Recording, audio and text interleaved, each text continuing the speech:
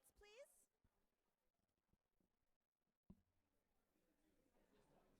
Michael's good at clapping very loudly to get us all going. Yeah, so go ahead, and hopefully everyone will be able to find a spot. It's a thrill to see everyone getting here this afternoon. Here, I'm just going to make sure this mic's in the right place. There we go. So, welcome everyone. My name is Lisa Guernsey, and I'm the Deputy Director for our Education Policy Program here at New America. It is really amazing to see everybody assembling here. The energy in the room is really quite exciting, and it's even more amazing for me and for Michael and Shana, who you'll meet in a moment, knowing that this is August 2nd in Washington, D.C., which is the absolute worst possible time to ever invite anybody to town. Hotel rates are good. So, and for those of you who've walked in, I'm like, oh my God, the humidity. Can I just tell you that this is nothing compared to last weekend? This is nothing. But anyway, welcome, yes, to our swamp.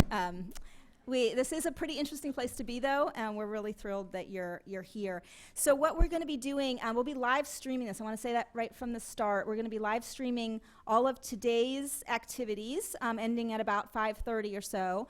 And so just know that, I mean, many of you, we want this to be as much of a conversation as possible, but there will be some folks who are listening live, and that will be also archived for us all to watch again later. We also are using the hashtag EarlyTechFam on Twitter if any of you want to be in that conversation and follow along in that way. And for those of you who are just trying to kind of get a handle on how is this all going to proceed, at your seat, everybody should have a folder, and in that folder is the agenda. It's on the very left-hand side, and you'll see it's for the full 2 days. There's also lots of, there's bio books in there and some reading materials that we will be pointing to throughout the 2 days here. So let me just take a very short moment to introduce you to New America, for those of you who have never been here before. New America is a nonpartisan think tank and civic enterprise dedicated to the renewal of America's promise, politics, and prosperity in the digital age. And this event really encapsulates that, I think, on a lot of levels, particularly the promise part of the digital age, I think. Many of you may know of New America through our early and elementary education program. There are newsletters that go out every Tuesday. In fact, raise your hand if you happen to receive some of our spam. Okay, great. It's like half the room, so that's wonderful. But we also have a much larger education policy team here. So our early and ed group is just part of a larger ed policy team of about 25 people. We have a higher education group, pre-K-12 analysts, of which I'm also a part, and I'm directing the Learning Technologies project as well, and you'll be hearing more about that later today.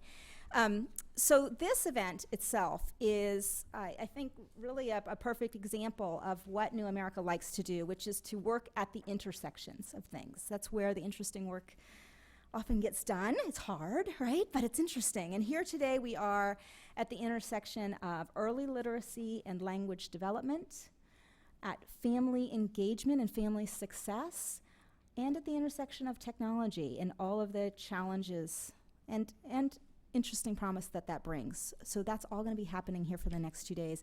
We really see this as a key moment because technology is rapidly changing the way we work and interact together and the way we learn. And also because community leaders, and many of you are among them, community leaders are really becoming more cognizant and at the forefront of working to promote family success in new ways and recognizing how important that is to children's learning and children's outcomes in school and in life. So I'm about to turn it over now to Michael Levine, who's going to explain a little bit more about our goals for the next 2 days. But I first just want to take a moment. I'll be doing lots of thank yous throughout the next 2 days, but I really want to take a moment right now to thank and acknowledge Shana Cook. Shana, can you just raise your hand? Yay. Shana is a policy analyst here who works in both the early and elementary education program and in our Learning Technologies project. And she's been the coordinator of this entire 2-day event and a key mastermind with me and Michael behind the Institute. And you'll be hearing more from her soon. You'll also hear from Jason Chiara of the Joyce Foundation. Where did Jason go? There he is. Thank you, Jason. And Joyce has funded much of this work, and he's really the reason that we're able to be here today to bring many of these ideas together. So a big thanks to Jason and Joyce. So now let me introduce Michael, Executive Director and founder of the Joan Ganz Cooney Center at Sesame Workshop. Many of you know this, right, that the Cooney Center has been at the forefront of issues related to digital learning since its inception about 10 years ago or so? Almost. I consider Michael a real intellectual giant on these issues, an enormous resource and connector for the field. But I'm also lucky enough to call him a collaborator on many projects and co-author of a book that we did together and a good friend. So with that, I now give you Michael Levine. Wow, thanks. Hey guys. Hello everyone. I'm Michael Levine, as Lisa just told you. It's so nice of you to come, especially during a sweltering summer week when you might rather be on a beach with some adult beverages. We, children and families, our work focuses, much as New America's does, on opportunities and challenges that technology poses for learning and healthy development in the digital age. Let me also thank Jason Chiara and also all of our partners, who you'll to thank a couple of other people. I wanted to thank Christina Rodriguez and Ellen Alpa here at the New America Foundation. No, it's not New America Foundation anymore.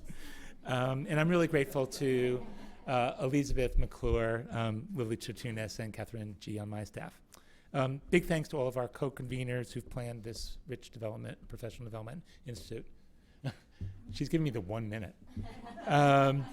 So why are we here? You may be asking yourself. My sister asked me this morning. I'm also delighted that my sister Lori Levine is here.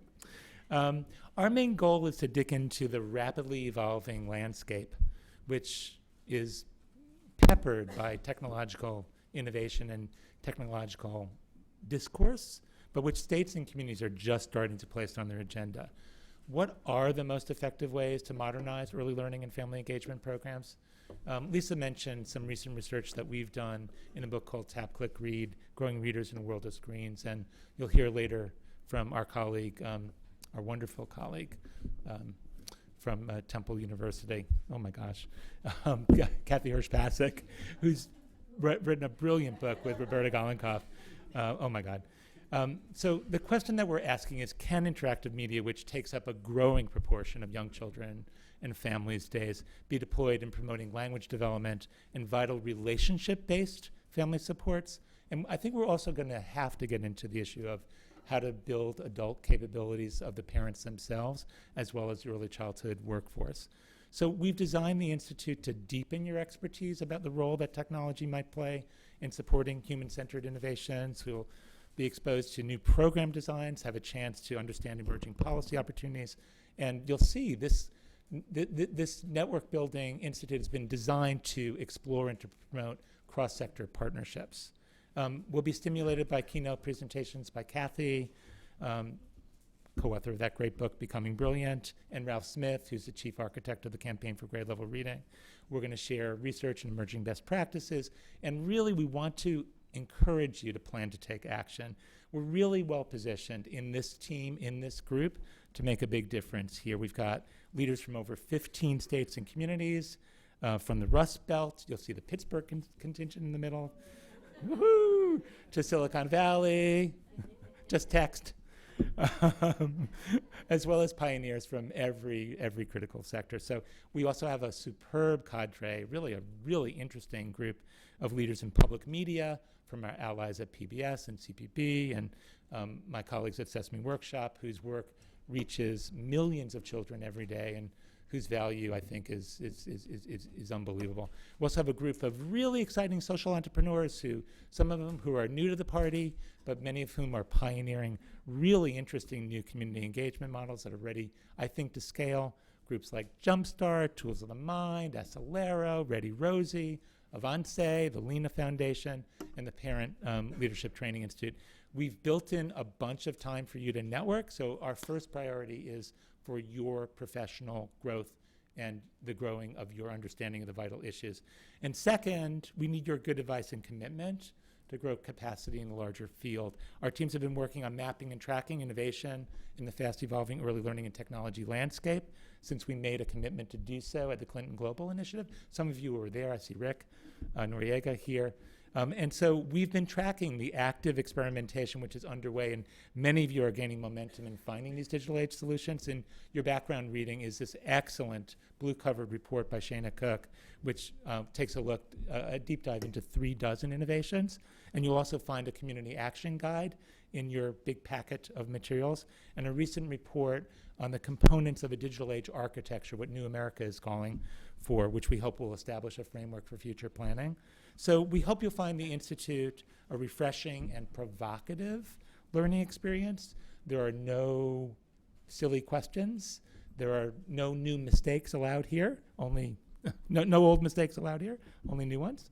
And while we won't be passing out novels and beach towels, we will try to give you space to explore new ideas, and we plan to provide ample food and drink.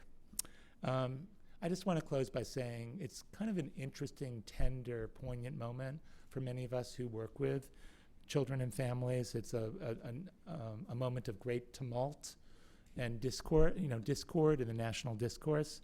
And so I think that this is a free zone, a safe space for us over the next couple of days to embrace the incredible wisdom at this institute, to really reflect on what for me still matters most, and I think for many of you, that every child and every family has a fair chance, indeed the right, to succeed in a digital and global age. So thank you for coming. I want to introduce Jason Chiara, who Lisa has introduced before, from the Joyce Foundation, to share a few remarks. Before he does, just mention that he leads the Foundation's early education program, which is a really important part of their mission to ensure that all students, especially those who are low-income and minority kids, are prepared for life success. Jason has guided the development of this institute, and his great ideas and incisive questions have meant so much to us. We're delighted that he and several of his philanthropic partners from other foundations will join us today and tomorrow. Jason, where are you? Jason, we thank you so much for your many contributions.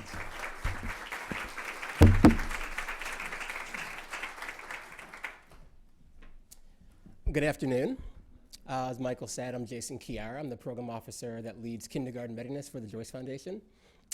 Michael and Lisa were very generous in giving me a lot of really nice comments about sort of my role in informing this institute today, but please join me in giving them a round of applause. Michael and Lisa were both very intentional and very thoughtful about making sure that they brought expertise here to bear that would span a bunch of different areas, a bunch of different voices in the field. Academics and researchers, folks from policy and advocacy, philanthropy, obviously, state leadership, and then also professionals with really deep knowledge on family engagement, early literacy, early education, and child development, which we think is really important. I'm very much looking forward over the next day and a half from learning from all of you. Admittedly, the Joyce Foundation is much more of sort of a learner in this work than a leader. Back in 2015, we launched a family engagement strategy, really looking at how we can explore connections between technology and family engagement in early childhood settings, both formal and informal. And we made a couple of grants last year trying to develop, test, and learn from different innovative programs and tools that are engaging families and caregivers in really creative ways to support families and to support children's kindergarten readiness. And in fact, many of you back in 2014 were advising me and providing me with counsel when we were undergoing our strategic planning process. And there are a lot of folks in the room today with whom I've spoken over the last year and a half, but have not actually met in person. So I'm very excited to engage with you all over the next day and a half. Within philanthropy, like the Joyce Foundation, I know there are a lot of funders both in the room today and then also nationally that are investing in this space, looking at different ways that technology can be leveraged, not to replace what we think is really important and impactful work happening in early childhood programs, but rather to build the capacity for those programs to extend the reach of those services and supports for families and children. And we know there's also burgeoning interest in policy conversations to try to again, leverage technology in ways that can be integrated and coordinated with early childhood initiatives and policies. So I'm excited again to learn from all of you. I hope over the next day and a half you're able to take learnings from this conversation, bring it back to you to inform your work. Thank you. Welcome.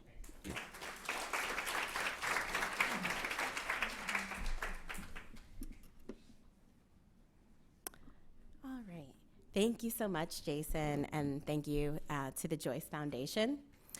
So we had you all complete a survey prior to coming to the Institute, and here are the results. So first, let's begin with who's in the room. We have a good number of community leaders, educators, and family engagement specialists. The category marked other encompasses people who may have chosen to categorize themselves under 2 or more of the above roles. This other category also encompasses many of our funders in the room, such as the Joyce Foundation, the Grable Foundation, the Doug and Maria DeVos Foundation, the Alliance for Early Success, Gary Community Foundation, Bezos Family Foundation, Overdeck Foundation, Bainham Family Foundation, and the new profit Cooney Center Early Learning Fund. All right. On the pre-institute survey, we asked people to rank what topic areas they would like to learn most about. These topic areas are listed in order, with 1 being the most important. The majority of people wanted to know more about how other communities are deploying new strategies for family engagement. They were also interested in what the research says about new methods of family engagement. One of the issues that wasn't ranked as high, but we will be calling out later today and tomorrow, is how we can create policies to drive improvement. Another question on the survey asked city leaders to rank their biggest challenges when it comes to family engagement and the use of new technological tools. These responses were also ranked in order, with 1 being the most pressing issue. As you can see, many city leaders said they struggled with ways to engage the hardest to reach families. Leaders said that they had difficulty building relationships with families who speak a language other than English. And we will be talking more about dual language learners and family engagement in one of the breakout sessions tomorrow to address this. We also asked participants what types of technological tools they are using with families. Some programs are using mobile apps, touchscreen tablets, and text messages. Participants were also asked where their technological tool was being used. They said at libraries and through mass media, as well as on the go. That was the most popular answer, on the go, mobile. We also asked leaders why they chose certain tools. The most frequently mentioned reasons were that the tools were already being used by families, were engaging, and were relatively inexpensive. We then asked all program leaders about the strengths and challenges that they encountered. This first slide shows the strengths that leaders in the room highlighted, such as the ability to provide positive messages to families and the strong interest of families had in receiving support.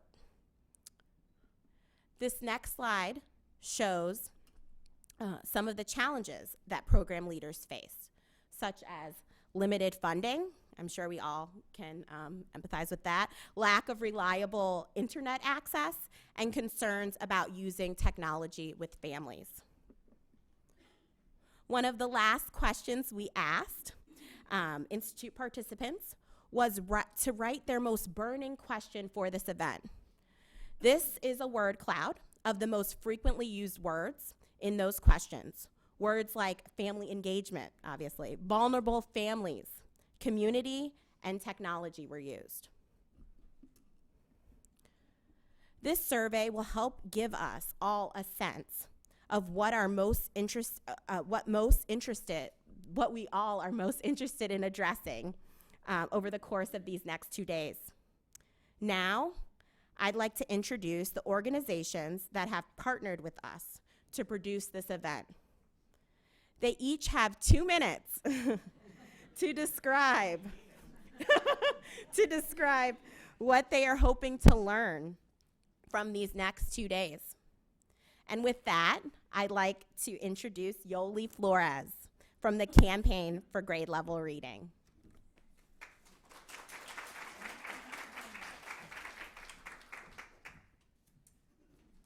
Thank you. Good afternoon. First, I just need to say on behalf of Ralph Smith what an honor it is to partner with New America and the Joan Ganz Cooney Center at Sesame Workshop.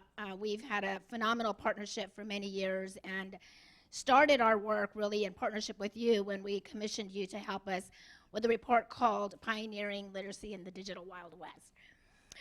Just today, we convened right before this a number of you in the room for our own consultative session on navigating the texting landscape for reaching parents. And in that 3.5-hour time period, we could come up with 50 challenges.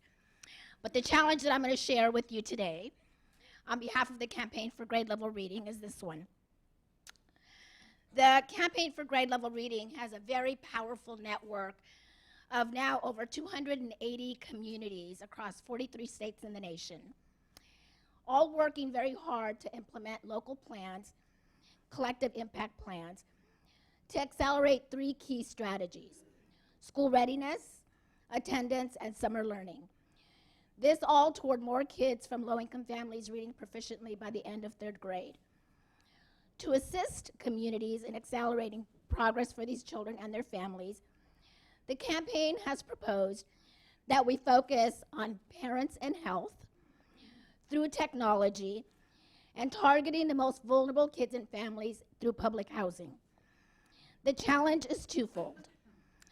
How do we help this network embed their efforts to reach parents through technology in large-scale systems, sectors, and existing programs like public housing, like Medicaid, health insurance programs, WIC, SNAP, Head Start, and the like?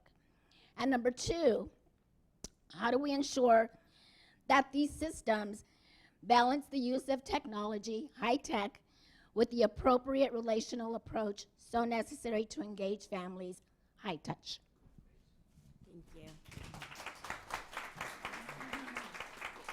We'd now like to introduce Pam Johnson from the Corporation for Public Broadcasting. Hello. Good afternoon. CPB and PBS are partners in Ready to Learn with the Department of Education. It's a very innovative initiative that uses interactive public media content to support school readiness. There we go. So we support school readiness for our nation's children, but especially children from low-income backgrounds. And we're really pleased to be at today's Institute. We have a number of colleagues from our local public media stations here. We also have national representatives through CPB and PBS here. And a goal for us as we work on Ready to Learn is to develop evidence-based, high-quality content that serves as a catalyst for what children can do independently, but more importantly, what also children can do with families and with educators in all sorts of settings. And the idea is to pursue literacy, to pursue early science through that. And as we move on Ready to Learn going forward, we're also going to be instrumenting or having this content be supported by personalized and adaptive learning experiences that come through very sophisticated learning analytics. And so as we do this, we have one other goal, which is really important. It's the idea of community and content working together through collaboration. So we are asking our stations to form or join with their partners community collaboratives for early learning and the media. So as we begin this work, we're trying to figure out how can our content best integrate into the larger landscape, the larger learning ecosystem. And what you see here is sort of the content ecosystem that we have, and then how also it works through an iterative process, but then works with and through community. So this is a big priority for us, and you know the kind of like ingenuity and creativity that would go into making high-performing content. We want the same focus and attention to go into how we use content in the community. So we want that to be just as amplified. So our challenge, our opportunity, and the things that we want to learn about are we want to be a good partner. We want to be genuine in terms of how we serve children and families. We really want to be need-based. And what we're hoping to learn today is, how best to join with communities in this work and how to join with families themselves in this work. And, what does this ecosystem look like when it's up and running, when it's running smoothly? What are the features of it? Are others in this room working on personalized and adaptive learning, and also ideas that you have for us related to how we can study these collaboratives, especially if we were to pursue longitudinal study work? So anyway, thank you. Next, we would like to welcome Katie Whitehouse from the National League of Cities. Thank you. You guys already previewed my cool animation. So I'm Katie Whitehouse. I'm with the National League of Cities on the early childhood team. And we are just so excited to have been included in this event today. And, we're really lucky that a lot of cities already see their role in engaging families to improve early literacy. But they don't yet see technology as a tool to further engage those families. Cities already use technology in a number of ways, including monitoring infrastructure, improving city service delivery, and identifying trends in crime data. But they don't see technology as a tool to really engage families in talking and reading to their children, in encouraging vital serve and return interactions, and in using everyday brain-building moments. So our challenge as we work with mayors and city staff is to help them first see early literacy, family engagement, and technology as connected. Yay! And second, to help them see their role in all of this. Families interact with the city all day long, every day, whether that's from trash pickup to just dropping off their children at the pool. They're really engaging their families. I'm seeing I'm done with my time. So we're trying to help them see and use their natural platform to really look beyond the classroom and see their role in early literacy. So that's what we're hoping to learn more from you guys and see where their opportunities are. Thank you. Thank you, Katie. We'd now like to welcome up Sheetal Singh from the Early Learning Lab. Thank you, and thank you to Michael and Lisa for putting this together. I cheated. I have 3 slides, but I'm only going to take 2 minutes, seriously. So this, we're talking about family engagement technology and literacy. I actually drew this with my daughter's crayons on a piece of paper, and my ED stuck her head into my office and was like, "Oh, that's very pretty." And I said, "Yes, it is. That's why it's going in every deck that I have." But really, what I wanted to show you is that I highlighted, this is our strategy on kindergarten-ready kids and working to influence them. And technology, this red stripe here, very thin stripe, but very powerful and important. And so what we're trying to understand and learn is how we might identify and build both the demand for and supply of early learning technology solutions that advance child outcomes. So what does this really mean? It means that we're looking to surface the innovative use of technology in the field. So we're looking at what everyone else is doing and really highlighting opportunities and understanding gaps that could be filled. We're working to build demand for technology in programs that maybe aren't currently using technology to engage families. And we're also working to build the supply of products that really meet the need of the field. So that's what I'm going to be trying to assess over the next couple of days. But we're also working on this on a couple of levels. So we're surveying the field on technology needs. We've been partnering with the Cooney Center in New America and FOI out of Harvard and a bunch of other, the Harvard Family Research firm, what is that, Harvard Family, yeah, you guys all know. We're partnering with a bunch of really smart people to bring some webinars to the field, and then we're also working with the Campaign for Grade Level Reading on these texting convenings that they've been holding. So we're learning a lot from everyone, and we hope to return everything back to you very shortly. Thank you. Thank you. Next, we would like to introduce Tony Radin from the Ounce of Prevention Fund. Hello, everyone. I'm going very low tech with just, whoa. I hope that's not a metaphor of some kind. So first, I too want to thank New America, Joan Ganz Cooney, Joyce Foundation for their terrific support. We're just really excited to be partnering on this institute. We just know there's going to be 2 days of great learning. For those of you less familiar with the Ounce of Prevention, our mission is to give children in poverty the best chance for success in school and life by advocating for and providing highest quality early care and education programs, birth to 5. And we do this through an integrated focus on program implementation, innovation, national and local advocacy, and research, which I oversee. So about the last 4 or 5 years, we've been very interested in the potential of the new technologies and digital media to support and optimize quality early learning experiences. And we've begun to initiate some of our own tech-related initiatives and experiments.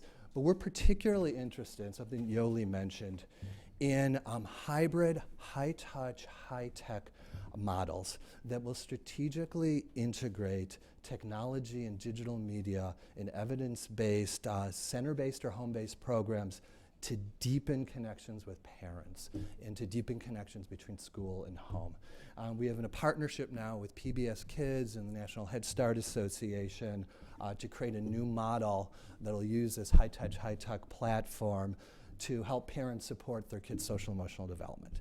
Okay, so one of the problems and challenges that we think a lot about at the Ounce is how do you take a successful pilot to scale, particularly in systems where we know so many of the workforce, early childhood leaders, educators, but also family support staff, social workers, may just not have had sufficient training or familiarity to optimize the use of new technologies.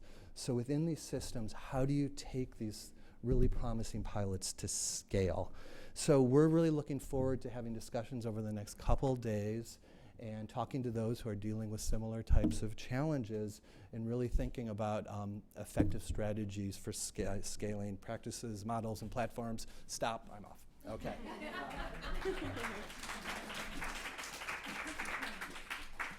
We'd like to welcome up Aaron Ramsey from Vroom and Mind in the Making. Well, good afternoon. And first I want to thank Michael and Lisa for this fabulous invitation, and Ellen Glinsky, my fabulous boss and friend, who will be on a panel tomorrow afternoon. So the Bezos Family Foundation is creating and is well underway on a national movement to bring developmental science to families, professionals, and communities in a really high-touch way and in a really low-touch way. So the two initiatives that are under the Bezos Family Foundation, it's national, but it's actually worldwide. Mind in the Making will be in Singapore at the end of the month, and Vroom is actually being used in over 100 countries around the world. So we could say a worldwide movement. Isn't that fun? And no, I don't have fancy slides, and I'm not going to do a jig, but I will tell you a little bit about what we're facing as challenges. So Vroom, if you don't know, and I only have 2 minutes, so I can't tell you, but Vroom is a community mobilization effort to bring science into families' homes through text messages, through marketing campaign, through community partners that are trusted by families. And that's our low-touch, widespread effort to bring in tips how to be a brain builder, basically, for all families. And then Mind in the Making is a really personal, in-depth learning journey to bring developmental science to professionals and to families where they actually learn together. We create a learning journey for communities, which is our very high touch, also text and other materials. But our major challenges that we really hope will come up, and I'm sure they will, is one is the notion that teaching and learning is too didactic in our country, that Real teaching and learning is a reciprocal journey between teacher and learner, and it's a continual cycle. And we are trying to figure out ways successfully and through experimentation of how do we do that via technology, but also with really high-touch efforts. The other challenge that we're facing, as many of you are, is the silo world of early childhood education, and how do we all really come together and capitalize on this time in our country where we can seriously make huge strides, which we are, but even more. And things like this are really, really important to make that happen. The we, they of family engagement, we have intensively for the last 4 years gone into community after community to figure out how to reinvent family engagement. And one of our key strategies is to bring families and professionals together so that the teacher isn't the sage on stage, but we learn and set goals together. Are you kicking me off already? Oh my gosh. All my friends in the room know I could go forever. And then there's no silver bullet fix. You know, technology is not the answer, high touch isn't the answer, low touch, but all together we'll find the answers. So what we hope to figure out as a foundation here over the next day and a half is where to align our efforts with Mind in the Making and Vroom, and how to figure out how we fit in the puzzle so we know where to focus going forward. Thanks. 2 minutes is not enough. Thank you, Erin. And we'd now like to welcome up Patty Miller from Too Small to Fail. Thank you so much to Michael, Lisa, Shayna, and Jason for including Too Small to Fail in this great convening. We're thrilled to be partnering. As many of you know, Too Small to Fail is a joint initiative of the Clinton Foundation and the Opportunity Institute, and I just wanted to acknowledge my co-director, Cara Dukakis, who's also here today. We at Too Small to Fail are leading a public awareness and action campaign about the importance of language-rich parenting. We're trying to get information into the hands of parents about how important it is to engage with children from the very beginning, and to get tools and resources in their hands so they can talk, read, and sing with their infants and toddlers from the earliest moments. One of our key strategies is meeting parents where they are, and that includes the use of technology. I wanted to put up this slide just to show you we have 2 different text message programs, and I don't really want to go into the details of the text message programs, but was hoping that this slide could illustrate a challenge that we see in the field. We have a text message program with Text for Baby in Sesame Street. It's for pregnant women and new moms. We have a text message program with Univision, which is for parents of 0 to 3-year-olds. And you know, we've heard about all these other really great, wonderful programs engaging technology that are for kids at very specific points in time. And what we're really struggling with is, how do we think about continuity when it comes to family engagement? And how can we use technology to provide tools for parents that might be able to be used throughout the early childhood continuum, you know, so that there isn't a drop-off factor. So parents are dropped off, and then they're trying to figure out what's the next program, or what do I do now with my 4-year-old, or, you know. So we've been thinking about that a lot. As Yoli mentioned, there was a great discussion this morning at the Campaign for Grade Level Reading that focused on this. And there's some encouraging steps that organizations are taking, and I'm really excited to engage in those discussions. And as an interim step, just wanted to propose 2 other just kind of micro challenges for us to think about as we're thinking about, you know, programs that could actually scale the early childhood continuum. One is the idea of a clearinghouse or resource for parents.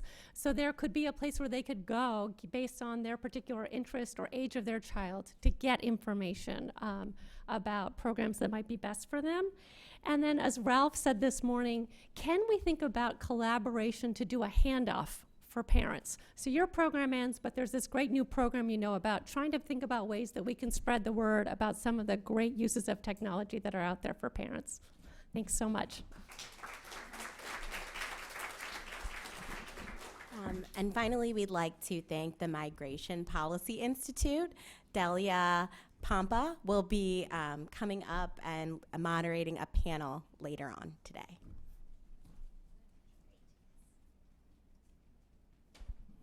Yeah, there were a few folks that were going to be able to speak a little later, and so we're glad to have Delia speaking later. And also, I just want to give a shout out to Chip Donahue at the Erikson Institute in Chicago. He wanted to be here and has been partnering with us on this as well.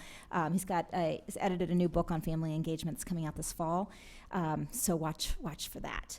So now, well, first, like, holy cow, right? Lots of amazing partners that are a part of this with us. We're really thrilled. We are now ready to move into the keynote portion of our event. And I'm so excited about this because whenever I hear Kathy Hirsh-Pasek speak, my mind just goes a mile a minute, and I have so many new ideas. And already we've got some ideas going. So it's just a real pleasure. Let me take a moment to introduce Kathy, and then we're going to turn the microphone over to her. You're in for a real treat. If you don't already know Kathy Hirsh-Pasek, she's an internationally renowned speaker, thought leader, developmental psychologist who has an uncanny ability to communicate findings from research in a very friendly way and to identify the most important factors in language development and early learning generally. She is the Stanley and Debra Lefkowitz Faculty Fellow in the Department of Psychology at Temple University and is a senior fellow at the Brookings Institution. And she's also the director of Temple University's Infant Language Laboratory, which I visited when I was a reporter many years ago. It was my first introduction to Kathy, and it was one of the richest afternoons that I've spent. I've learned an enormous amount from Kathy over the years, and from also her co-author, Roberta Galinkoff of the University of Delaware, and a big shout out to Roberta and their achievement in this new book that I'll talk about in a moment. Their other books, one maybe you've heard of, Einstein Never Used Flashcards, How Children Really Learn, and Why They Need to Play More and Memorize Less. That is a book that is still sitting there on my desk in my home office, dog-eared. I reference it a lot. Her newest book with Roberta, again, is Becoming Brilliant, What Science Tells Us About Raising Successful Children. And it was launched, and I'm going to take one moment because I've got to grab the book and show it to you.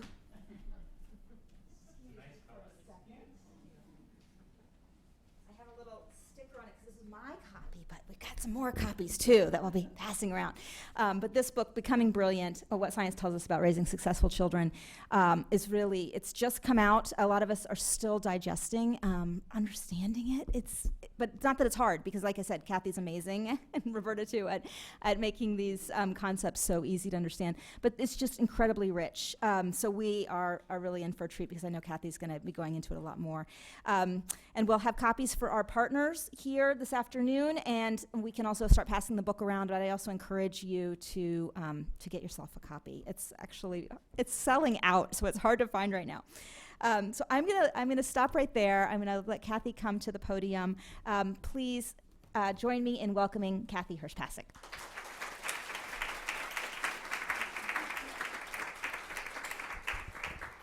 Well, hi, everybody. It is so great to be here. I feel like I'm with all of my friends, and that is the greatest place to be.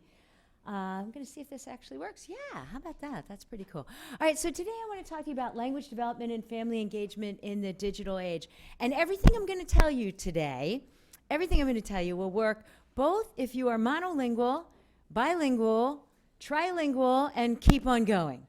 So I just wanted you to know, since that was one of the key answers to your question, is what do we need to do to help raise language scores everywhere?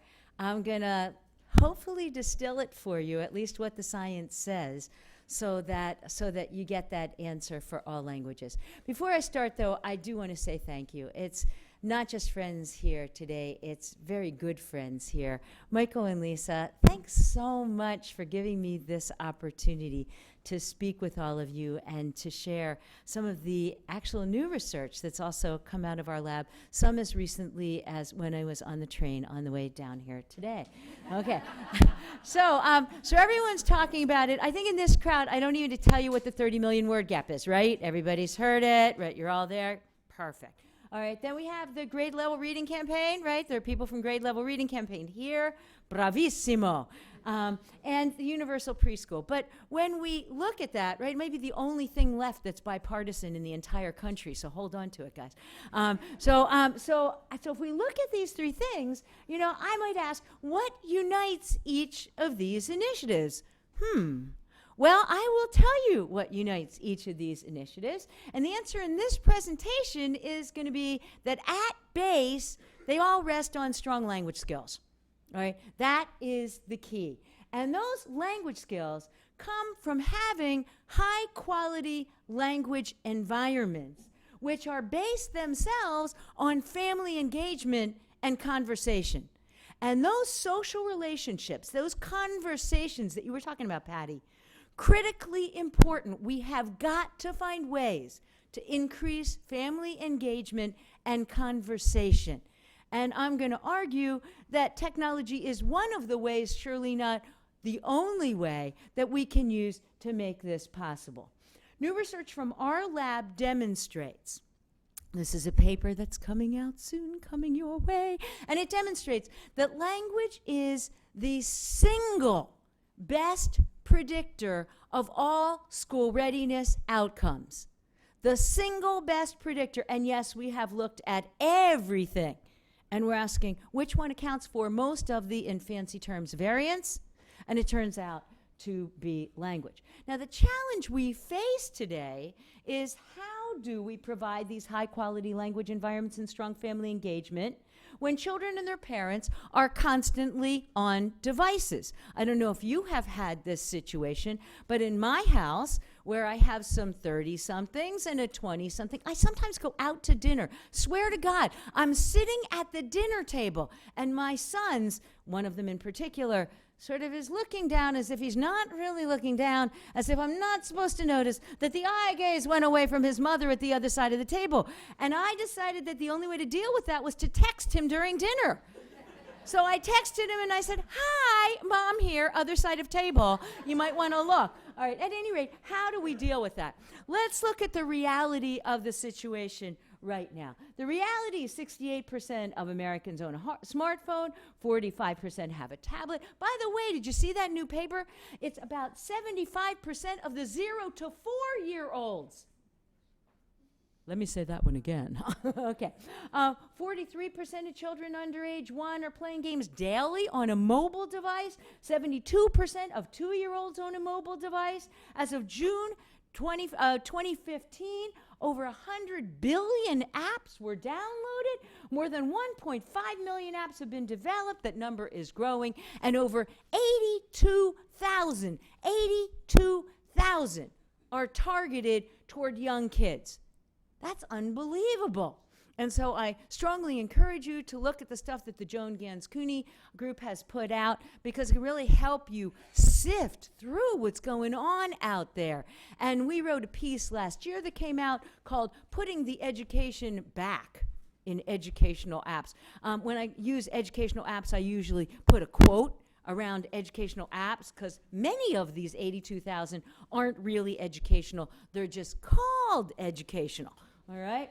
So, in the new digital climate, is it an opportunity for more language growth, or is it going to be something that's going to hamper more language growth? I think that's, for me, one of the great challenges, is how to turn this into an opportunity. Maybe you all saw the study.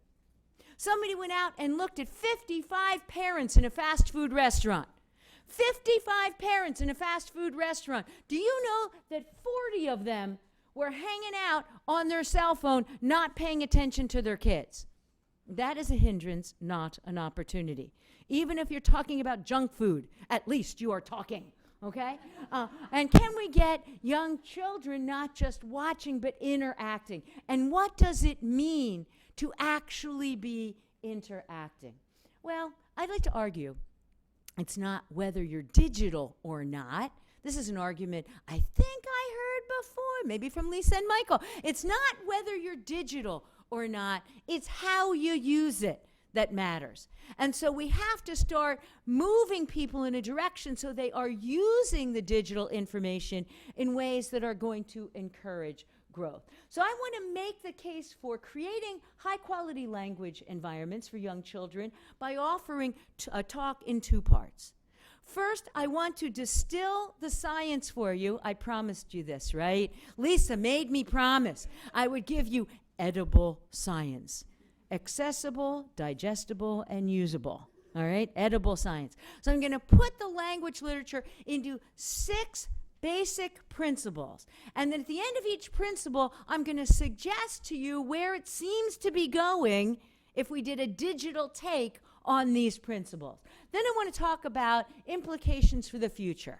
My dream is that we can languageize the environment in and out of school, in the community, in the home, and in the classroom. Languageize in the same way we Simonize a car. Let's languageize environments. And we're not doing a good job of that right now. And then I want to talk to you about what I'm going to call prompts and partners. And I'm going to suggest to you that much of what we are doing now are prompts. We're putting prompts out in the world. But if our prompts don't become partners, we're not going to achieve conversation. And if we don't achieve real conversation, we're not going to get language out of it. All right? And I'm going to try to give you the evidence. So as I said, I'm going to distill 6 principles from thousands and thousands and thousands of papers that now you don't have to read. Okay, so here we go. All right? The 6 principles. Now, these 6 principles are going to seem like, oh, is she kidding? They're does. But they're not really does when you dig in, I promise. Each of these are quite rich. Principle 1. Children learn what they hear most. Ready? Duh. Okay, but it really matters how you present that information, and I'll show you some evidence of that in just a minute. Number 2, I don't know why the words are no longer in the boxes. They're supposed to be. But at any rate, children learn words for things and events that interest them. And notice we do a lot of stuff that goes against that grain. We're constantly trying to direct our children's attention rather than following our children's attention. That's a really important difference. And the data are very, very clear on that. Follow in, follow in, follow in. Number 3, this is the one I'm going to spend the most time on. Interactive and responsive language environments is what counts. That's what builds language learning. Number 4, children learn when it's meaningful, not when it's boring. They're just like us, okay? Number 5, they need diverse examples of language, not just vocabulary, by the way. And number 6 takes you to vocabulary and grammar. And we have tons of apps that are trying to teach kids vocabulary, but they're not putting it in sentences, and it's not interactive. And so the kids aren't going to learn to have rich language if it's not in a richer environment. Let's start with children learn what they hear most. Yes, amount matters. Hart and Risley taught us that amount matters. That's why they called it the 30 million word gap. Amount of speech, why is it important? Jenny Safran tells us. She tells us that if young kids, believe it or not, at 8 months old, are little statisticians who are listening to the sounds of the words as they go by us and plucking out what sounds start words and what sounds end words, that's how they're learning even where the beginnings and ends of words are. If they're statisticians, if we don't give them the data on which to do their statistics, they're not going to be able to come out with good language samples. And finally, and importantly, the amount of speech kids hear is important for their speed of processing, for how fast they take in language. And if I slow this up, you'll hate me in a little while, so I don't want that to happen. But the point is, if our machine isn't working quickly enough, it's not going to be able to chop things off in the right places. You've already seen that. Any of you travel to a foreign country where you sort of kind of know the language, but not really? And you hear a word that you know and you're so excited, just stay on it, okay? But by the time you're staying on it, they're at the end of the sentence. There you are, trapped. That's what speed of language does. So I told you about the Safran results, and babies are little statisticians. There's a whole movement in the field of psychology looking at babies as statisticians. This is the Fernald data. It is absolutely stunning data on the speed of processing. Here you see the technique that she uses, and I guess you can't really see my little thing here, so I'll just tell you. On your left, you see that you have a dog on the one side and a baby on the right. That comes from a procedure that we developed many, many years ago, the intermodal preferential looking procedure. And what did we find from it? Well, when Roberta and I first did it, we were shocked. You know, kids will look at the word you say. Where's the dog? Can you find the dog in your best infant-directed speech? And the kids all look at the dog as opposed to looking at the baby. Well, guess what? They're more accurate at this when they're older rather than when they're younger. Duh. And they're faster to look at the right place. So we have reaction time data and we have accuracy data. And what did we find? What she found is really on the right here. She takes kids at 18 months of age, and she asks how quickly and how accurately they are if they were in a group that heard less language or in a group that heard more language. Everyone got it? Okay? The red group heard more language. The blue group heard less language. And you will notice that it takes them longer to get to the answer, and they are less accurate if they heard less in their environment. Amount matters. So where are we seeing that? Well, we're seeing prompts. Notice I told you we have to get from prompts to partners. We're seeing prompts with the kinds of things like Lena and Starling that say, count all the words that go in. Now, I will admit I have a problem with just counting words. I don't really believe you. The analytic baby movement is the way to go here. I think we really need to prompt conversation. And even looking at turn taking isn't enough. It's part of it. It's moving in the right direction, and I applaud Lena for going there. But we have to get to the point of real adaptive conversation. But amount does make a difference. Let's go to number 2, for things that interest them. In the literature, Lois Bloom has talked about this as the principle of relevance. We know that babies are more likely to attach a word that they hear to an interesting object than they are to a boring object. If they don't look like looking at it, they're not going to learn the label for it as quickly. And we know from joint attention literature, Lauren Adamson's magnificent work, Mike Tomasello's work, that if you look where the baby is looking and then you label it, the kid is more likely to learn the word for it. It's quite amazing. In fact, there are now interventions out there out of the University of Sheffield, and where they're looking is say, hey, look at what the baby's looking at and talk about it. How simple is that? And yet, when you do things like this, the babies learn more language. Now, the digital take. So it seemed obvious. What we need to do is put chips in toys. Put the chips in toys, that'll make it really interesting. And when it's really interesting, the babies will learn more language. But it didn't turn out that way. It turns out that there's 2 studies, one by Anna Sosa that just came out with 2-year-olds, and they put the chips in, and they wanted to see if it would work, but the babies didn't learn as much from the chip toys as they did from the real toys. Why? Because when you're playing with a real toy, you're interactive usually with another person. It doesn't take over for you. And in our own lab, Jen Zosh, and we did one with shape sorting toys at ages 3 through 5. What did we find? The toy is constantly trying to interrupt the interaction. Triangle, triangle, you like want to shoot it, okay? But at any rate, it takes over, and even before you shot it, and the kid never learns triangle. Okay, number 3. I want to spend more time on this, which is the interactive environment is what builds language. Talking with, not talking at. Expanding on what the child says and does. Noticing what the kid finds interesting and commenting. Asking questions, not just making demands. Patty and I have worked a lot on this because some of the prompts that we have put into things like laundromats and things, you know, some of the first prompts come out and they say, what color is the whatever? If the kid only has to say blue, you're not starting a conversation. You're making child into robot, right? But if we ask a question that will engage a conversation, it's a principle that can get kids going. And I'm happy to say, really, you guys have done an amazing job in Too Small to Fail of putting those questions back in and making partners out of prompts. Thank you, thank you, thank you. Hart and Risley, they gave us an example, right? They talk about amount, yes, but they also talk about what I'll call conversation closers, discouragements, and conversation openers, encouragements.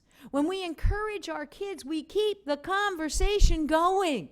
And keeping that conversation going is really, really important for later language growth. If you stop them, not now, I can't talk now, that's a blah, then you're done with it. That's the end of the conversation. It's not moving on, and the kids don't learn. In our own research, we decided to examine the quality of what we called the foundation for communication during a parent-child interaction. We started, and it's very important that you note this, with 60 low-income kids. Notice I said all low-income kids. You're not going to be able to speak now against, oh, the middle class just knows so much more than the poor kids, all right? Low-income kids. And what we did is we had 20 of them who were going to have high language outcome scores when they were 3 years of age, and 20 who were going to mid, and 20 who were going to have struggling scores, okay? And when they were 3, we used, for those of you who know it, the Raynell as our outcome measure. Now, what we did is we had that data when they were 3 years of age, but because we used the NICHD study of early child care and youth development, we had a longitudinal study. So it meant that we could actually go backwards in time to when these kids were 2 years of age, and we could look at the mother-child interactions at age 2. And when we did, we decided to look at 3 component pieces that we called the communication foundation. One was what we called, I'm sorry for these very academic jargony names, but just bear with me for a sec, symbol-infused joint engagement. That meant drop a word in there. But it also means drop a gesture, because it's not all about words. Sometimes it's about gesturing to kids, and they understand the gestures as well. Number 2, was it a fluid exchange? Did it go back and forth? You're used to talking about these as serve and return. I'm going to try to move you along here and say maybe it's more of a conversational duet, where you are singing together, and it exists for more than just a serve and return. It has to keep on going. And finally, what about playful routines and rituals? When these families pick up a book, do they know what to do with it? Even with my 14-month-old, who you will see a picture of in just a moment, I've been sitting down and I say to her, it's your turn to turn the page. And she turns the page. We have a ritual. We have a routine. So we looked at that. The question was, if we looked at the kinds of interactions that were going on at age 2, could we predict the language scores of these groups at age 3 a year later? Here is the answer. The answer is that quality alone in this communication foundation scores that I just showed you accounted for 16%, which is super high, of what they were going to look like at age 3. If you could account for 16% of what somebody was going to do in an outcome a year later, you should be pretty happy. All right? Next, what do we get if we put quantity and quality together? Because we know that some of the quality measure is going to overlap with the quantity measure. We get another 10%. That means I'm accounting with the quality measure, which is sapping up some of the quantity stuff. I account for 26% of what you're going to look like a year later. Now you say, well, surely quantity alone is going to make a huge difference as well. Wow, you must be accounting for everything. And here's the answer. An additional 1%. Wow. Wow. Okay? So the quantity of the input matters. The quality of the input matters and matters more. In our study, it's not about poverty. The parents from low-income environments who were doing this stuff ended up with kids who were going to have better language skills. It's the fluid and connected conversations. And I think of it as not just filling a gap, but building a foundation. If you build a foundation on quicksand, then the house is still going to sink. But if you build the foundation and make it strong, we can build the kind of language skills that are going to support later literacy skills and later learning. Let's take the digital part number 1. We decided to do a study. If it's really about building conversations, then are there things out there that are more digital that build conversations? And we decided to look. There's your first picture of my granddaughter, Ellie. Okay. And we decided to look at what happens in a video chat conversation. And in the video chat conversation, we had three different conditions. One was we taught 2 new words using video chat. Notice in that case, the person on the other end is going to be responsive and have a conversational duet. Number 2, live interaction, where you would have a conversational duet. And the third one was what we called the yoked video training. It's another kid learning the same word, but the timing isn't going to be right? Because it was filmed before. So it's not really contingent on your head nod, it's contingent on somebody else's at another time. So you say, well, what happens here? If it's about the screens don't work, then video chats should be just as bad as television, right? And if it turns out that the video chat is going to look like the live interaction, then maybe something about that live contingency is what makes it work. And here are the results. What I want you to see is that video chat and live interaction look exactly the same. It's not about the digital. It's about how you use it. This is the second one. This is called the anti-partnering, okay, which is what we're doing with cell phones. I had to know, okay? So Jessa Reed did this wonderful study in my lab where she teaches the same 2 words you just heard about in the video chat study, but one of them was going to be interrupted by a cell phone call. And the parent was to take the cell phone call and chit-chat just for a little bit. Okay, and then go back and we give them another 30 seconds to talk on the telephone. The times were completely equated. Now, you may think that that parent who gets the cell phone call is going to make up for it, and what she's going to do is talk a lot more. Well, as it turns out, she does try to talk a lot more, but it doesn't affect what happens at the end. Turns out that the interrupted word, the kid doesn't learn. And when the kid isn't interrupted, the kid does learn it. Contingency matters. If you break the timing, you're dead in the water. In fact, I have to show you this. If I can figure out how to show you this. Let's see. This was the interrupted condition. Is it going to work?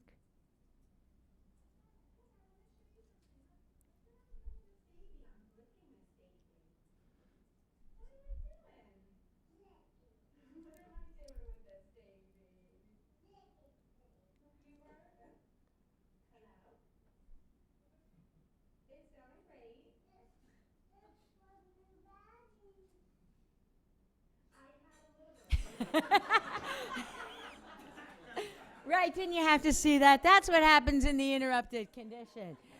Okay, so it's so it's not just about the kids using the digital, it's also what they're seeing of us, right? All right, digital take 3, hot off the press. I'm going to show you this in 2 different of the principles. Reading an ebook with a partner, or with audio alone, or with no audio. All right, this is preliminary data. It's with 97 4- and 5-year-olds, and we decided to see, I mean, it's advertised, right? If you don't have a parent sitting there with you, I mean, wow, the book has an audio component. It's just going to read to the kid. That should be awesome. Well, I think I mentioned before that the conversation was really important. So here's the answer. How about remembering the details of the story? Our preliminary findings suggest that the parent engaged trumps the audio alone, which trumps the non-audio. How about page by page retell? Oh, this really got mucked up. Sorry about that. The parent engaged was better than the audio with the book, which was better than just paging through the book alone. And in the other cases where we asked about story comprehension, at least for the 4- and 5-year-olds, there's reason to doubt that this is going to come out with the 3-year-olds. But for the comprehension, it looks like the audio and the parent engaged are both pretty good. So it depends what you're asking, what you want of the data, whether the digital is going to matter or not. Let's move to children learn best in meaningful context.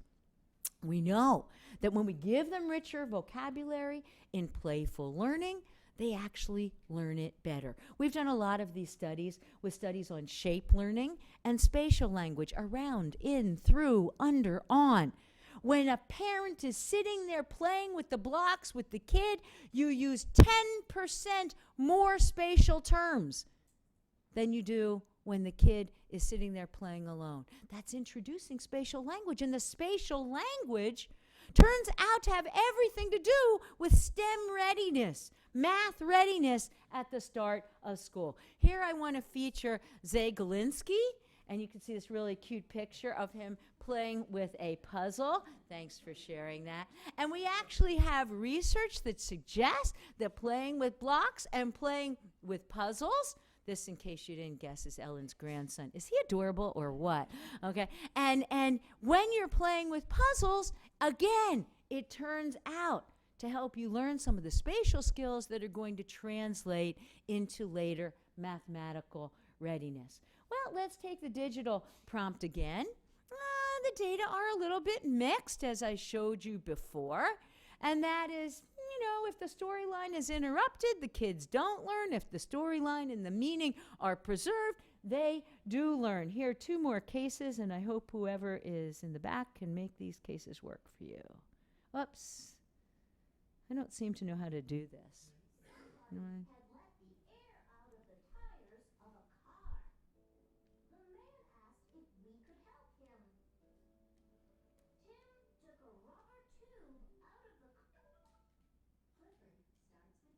I swear to God. I swear to God. Right? A lot of this stuff comes right in and say, oh, we've done C's. We better interrupt it and ask a C thing. Okay? So there you go. Here's one that actually I think does a beautiful job of preserving. Oh, that's a good word. We're looking for the word vanilla. The wordoscope works best if you look for a word in a place that's nice and bright, with letters in a nice straight line, all in the same color. Ta-da! You found it. Vanilla.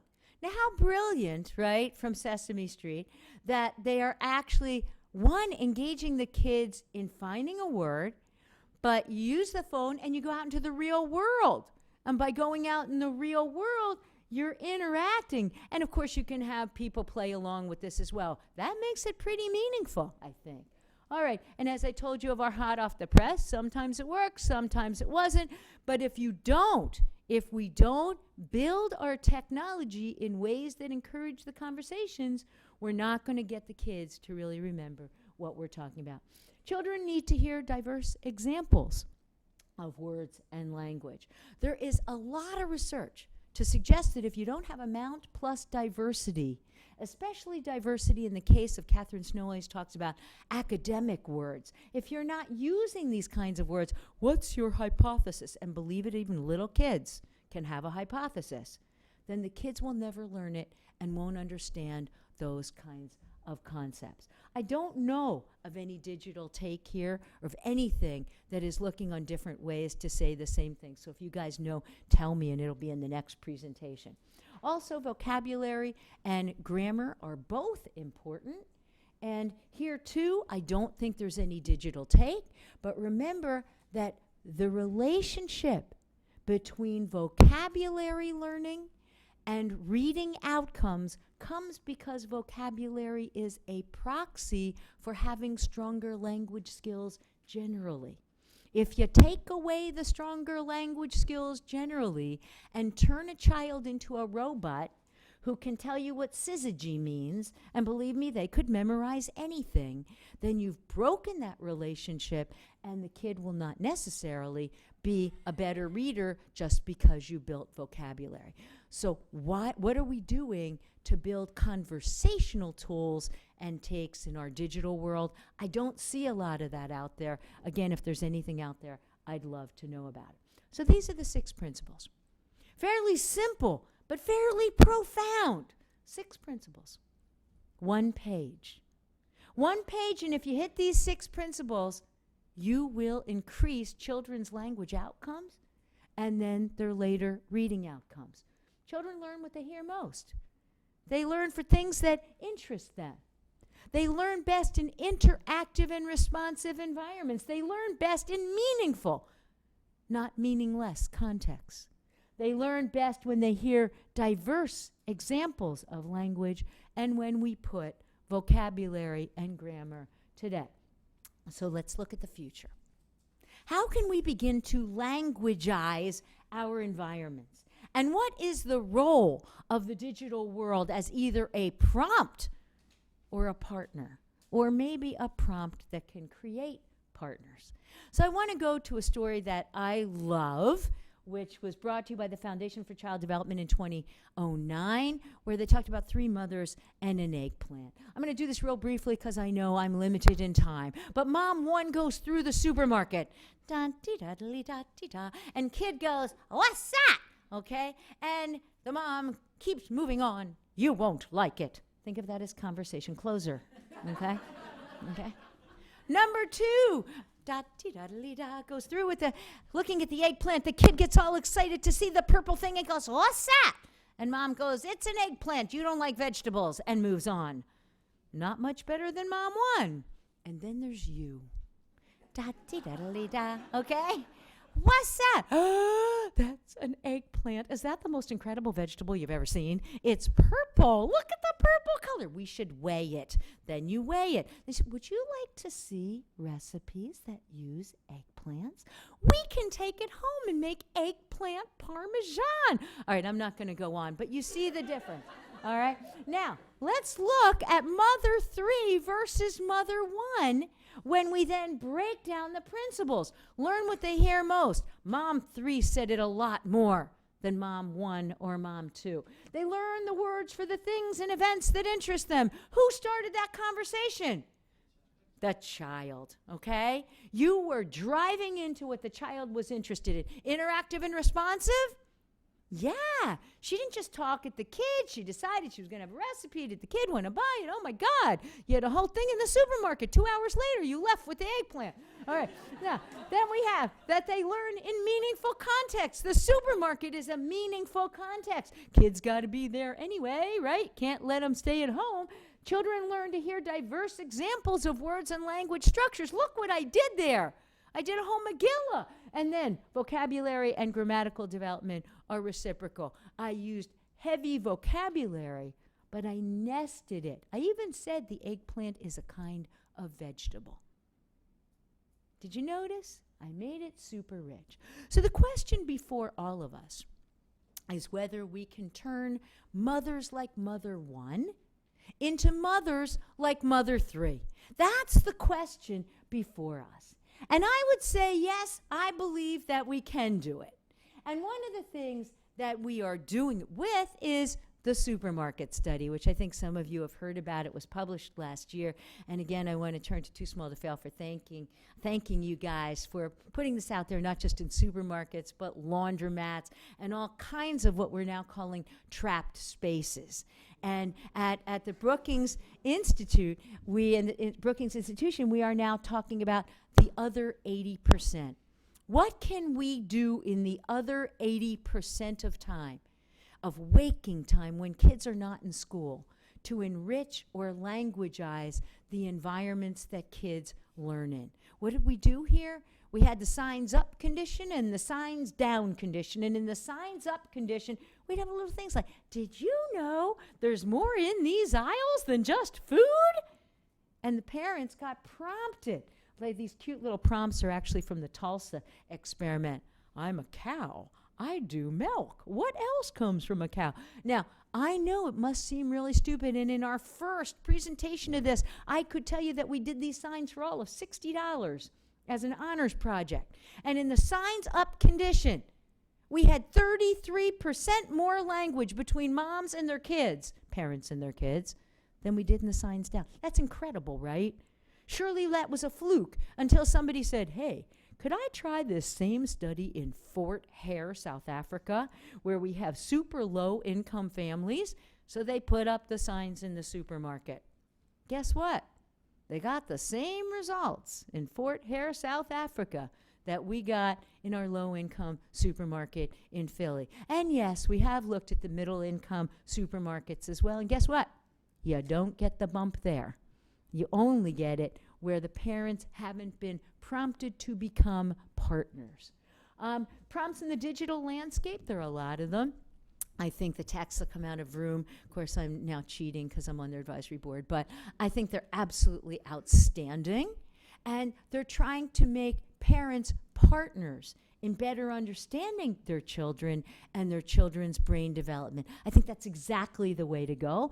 Text for babies, sending out texts, it's been effective. But again, you want to make sure that those texts become partners, not just prompts. And Too Small to Fail, as I suggested, creating a lot of prompts out in the real world so that in the trapped spaces of life, the places everyone goes, we are transforming them. As far as partners, we're also doing a project right now called Urban Thinkscape. and in urban thinkscape, we're actually transforming bus stops. All right, so here you see an example of Itai Palti, who is actually an architect from Israel, and Brenna Hassinger-Das, who's working with me. And it's so darn exciting. What he did is he took the cognitive science and wrote it right into the architecture. So over here you see it's very small, so squint. You see a picture of our puzzle bench. There are 3 different puzzles on the back of that bench. What did I tell you before? If you have puzzles there, people will talk about the puzzles in, around, through. And when they do talk about the puzzles, they're increasing the kind of STEM language that we know feeds school readiness. We're also creating a new kind of hopscotch, which is actually built off the happy sad task, and it is designed to build executive function skills. So we're building cognitive psychology right into the bus stop, and I'm happy to say our first experiment will be in Philadelphia, where we have a lovely plot of land in the Promise Zone of West Philadelphia, where we're building the structures right now. And we'll let you know how it all turns out, but it's at a bus stop, and it's actually on a plot of land, which is where the Freedom March started with Martin Luther King. So we're very excited about it. You know, using Skype, used, as I showed you before, and also Plan Siebel, which is a plan that came out of the One Laptop Per Child program in Uruguay and in Argentina, has also shown that if kids have interactive digital environments, that they will interact and they will learn from them. And in the future, or was that the present?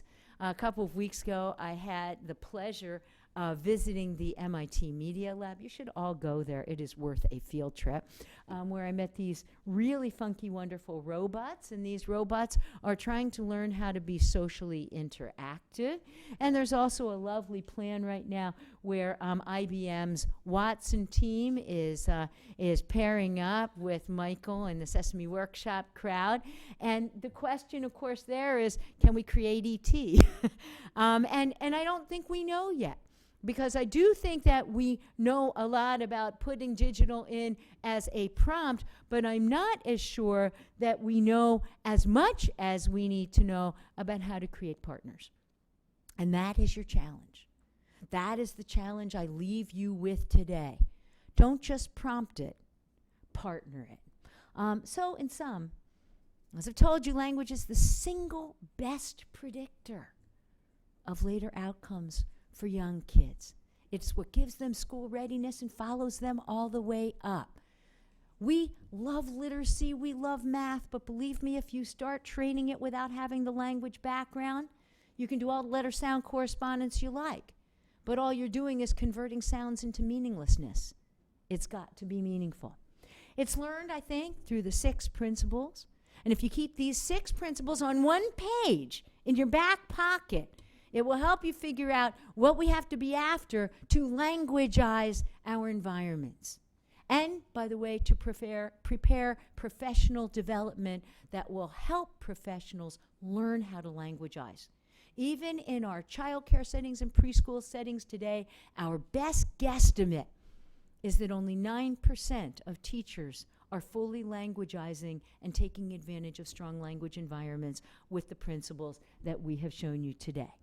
And it's going to require creating language partners as we use these principles. What I hope I've shown you today is the principle of social interaction, and conversation is what matters most.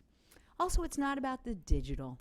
And I think we did learn part of that through Lisa and Michael's wonderful book. You should all have read that book. It's an amazing book.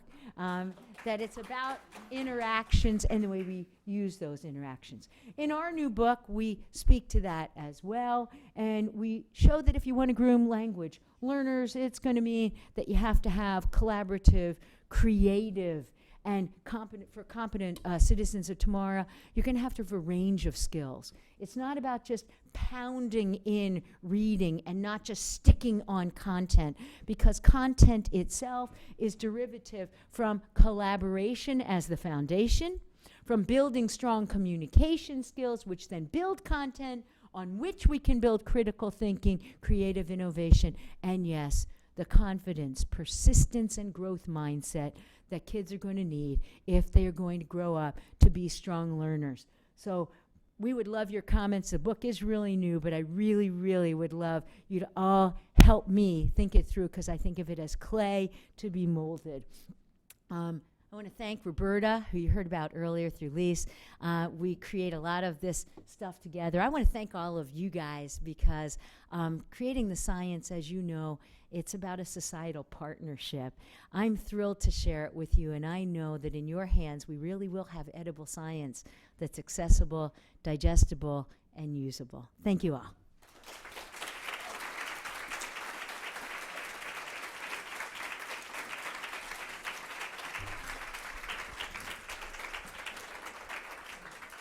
And to think that I almost forgot her name. Oh my God. It's the most embarrassing professional moment of my entire career. Right here, right now. Hello. Hi. So edible science and the movable feast. I mean, There what a we treat. go. There we go. We've got a few minutes for questions Okay. for Kathy.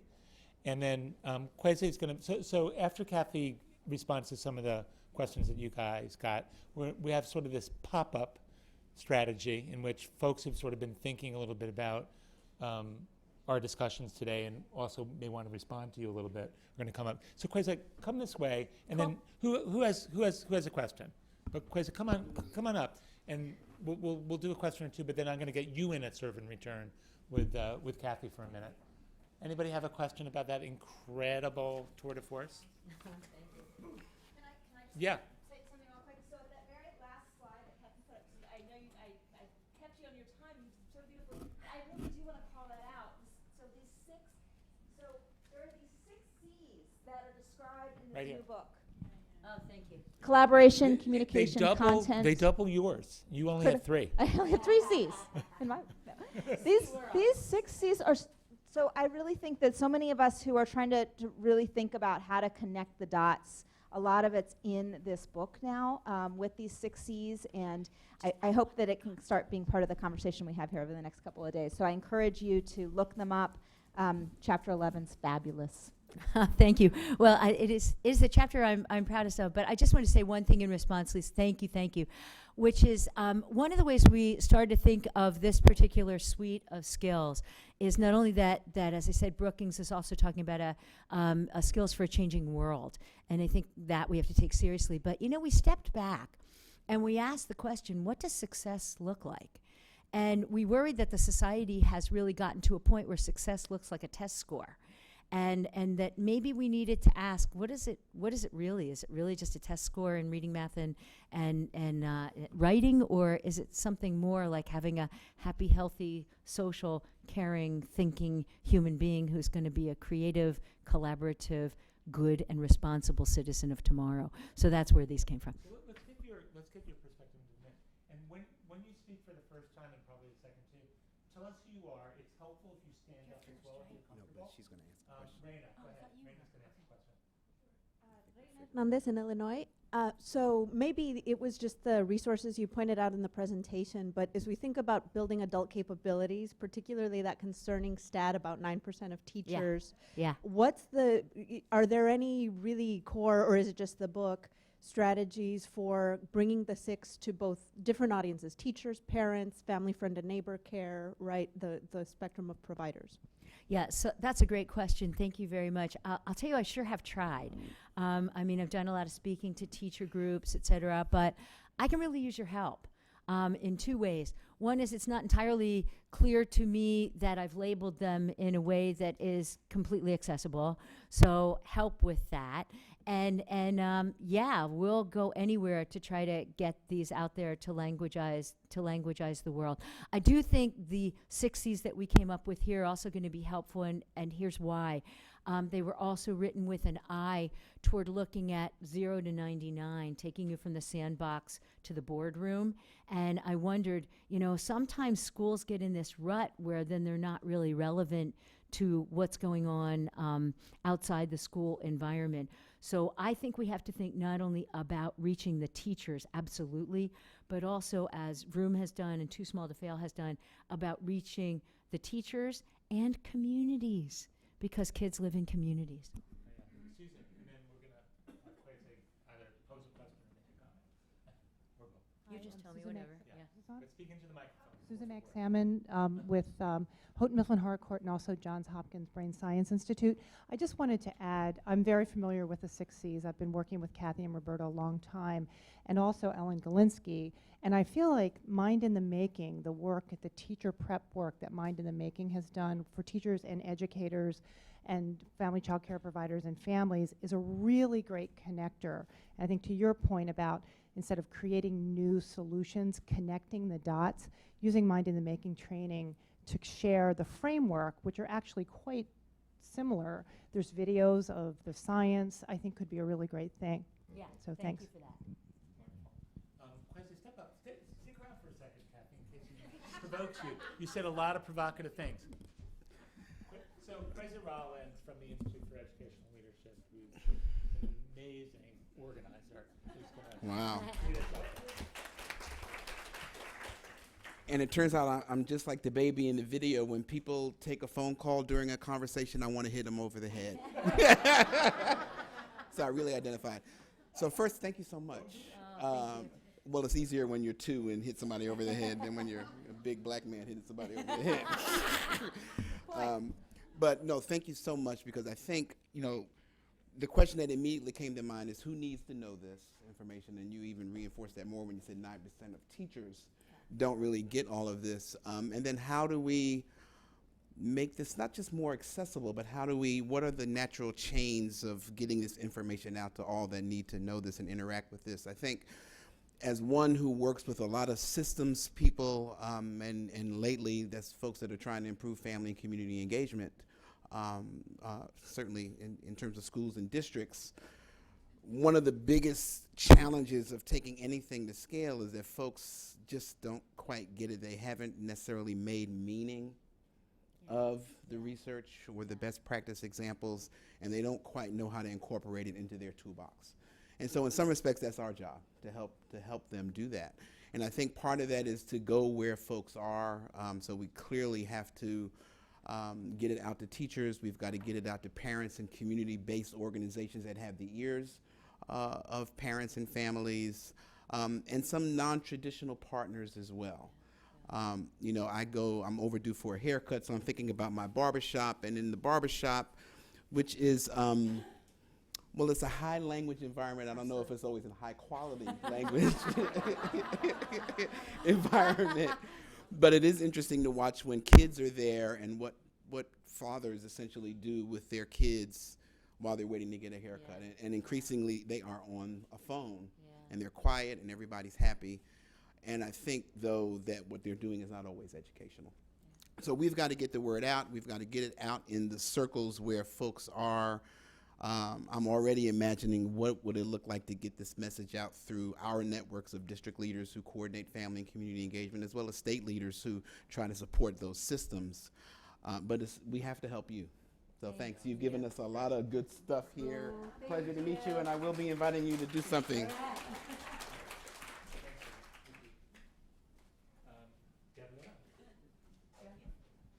No, definitely not. Thanks, Deb. Hi. So all of you should know, if you don't already, Deb Leong, who founded an incredible organization called Tools of the Mind. Hi, we have a early childhood and kindergarten program that teaches executive functions and uses play. And so Kathy and I have talked a lot about this whole issue, and what we're trying to do in Tools is really kind of stretch the whole thing up and try to change the way reading is taught in schools, because reading has very little language. Do you remember your kindergarten classroom? Everybody reads the same book and you all read aloud together, and the teacher reads things and points at stuff. But really, children don't have real rich, motivating background, and so we've been trying to develop something that will actually let parents and teachers use the same reading strategies at home. But I do really think the problem is the language and the amount of language that children hear. And what really worries me about kindergarten and elementary school is that parents feel less and less empowered to even talk to their children because they feel they don't know what the teacher knows. And so we have to find ways, maybe in building cross materials that go between home and school and have the same strategies that are prompted, so the teacher uses the same strategies. We teach all of our reading collaboratively, and it's amazing how teachers believe that children should read alone, when in reality children are much more motivated to try to decode if they read with someone else. So this whole idea of collaboration, even reading should be collaborative. We do that more in math, but in reading we don't. So I really feel that Kathy's idea of those 6 areas are really important to bring also to the upper grades, and not to forget kindergarten is part of early childhood. Those poor kindergarten children.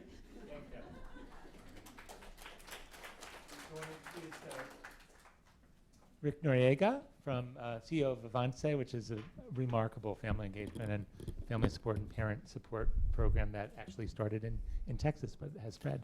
Yeah. Thank you, Michael. And he's very biased because he helped us in the early 1990s with the project and helped scaling. And want to thank for all the work that's been put in here and all the heroes and sheroes that are out in the field, changing people's lives each and every day.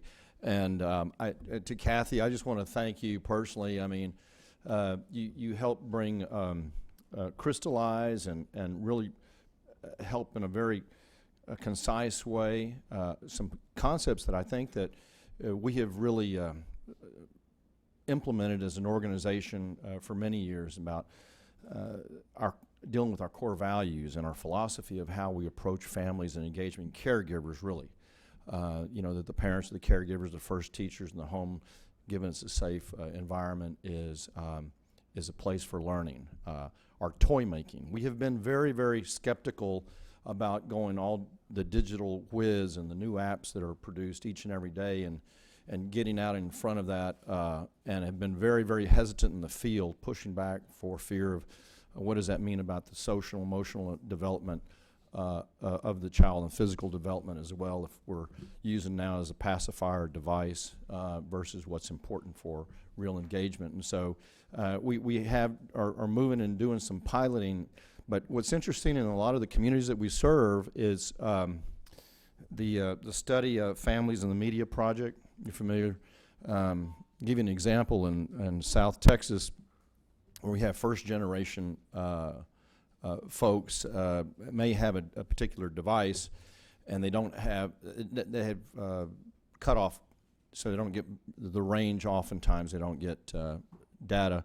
In addition, if you go into Del Rio, Texas, they have, in Colonias, they have dirt roads, no electricity, no water. So the idea of internet and interconnectivity, some of that Maslow stuff is still super important in some of the communities we serve. But nonetheless, I think that it's just super important. We stand ready to be a laboratory for new ideas and thinking. There's so many folks in here that we partner with already, Campaign for Grade Level Reading, Vroom, and many, many others in this room that we've worked with. And so to the degree that we can still be that place for learning. For us, what's challenging, I think, in folks in the field is the operationalizing of different concepts and new ideas and innovation. When you work and sustainability and looking out 3 years to 5 years, how do you then, as things keep moving and the field keeps moving, I think that's something we should collectively try to answer. Thank you. Perfect. Thanks, Rick. I want to invite Julie Holland from Mayor James's office in Kansas City. Thanks, Julie. Hello. Education advisor for the mayor. Oh, yes. Hello. So in Kansas City, we've been testing, I guess, all the different types of ways we could engage families in early learning. And so we're still, I guess, exploring it. But I think Kathy's 6 principles has been going to be a great way for us to really focus our conversation on what we want to invest in and what we want to disseminate more to families. So we have just started, we just created an early learning hub as a way for us to bring our child care providers and our parents and our parent educators together to provide a way to disseminate things like Vroom and our Talk, Read, Play campaign and messaging. But I certainly think this is a way when we add more technology or looking at other technologies, I think that's, thank you so much for that. That's just really helped me kind of focus our efforts. But I do, so I do have some great partners with me here from Turn the Page, which is with our Campaign for Grade Level Reading. They're the ones that launched the Early Learning Hub.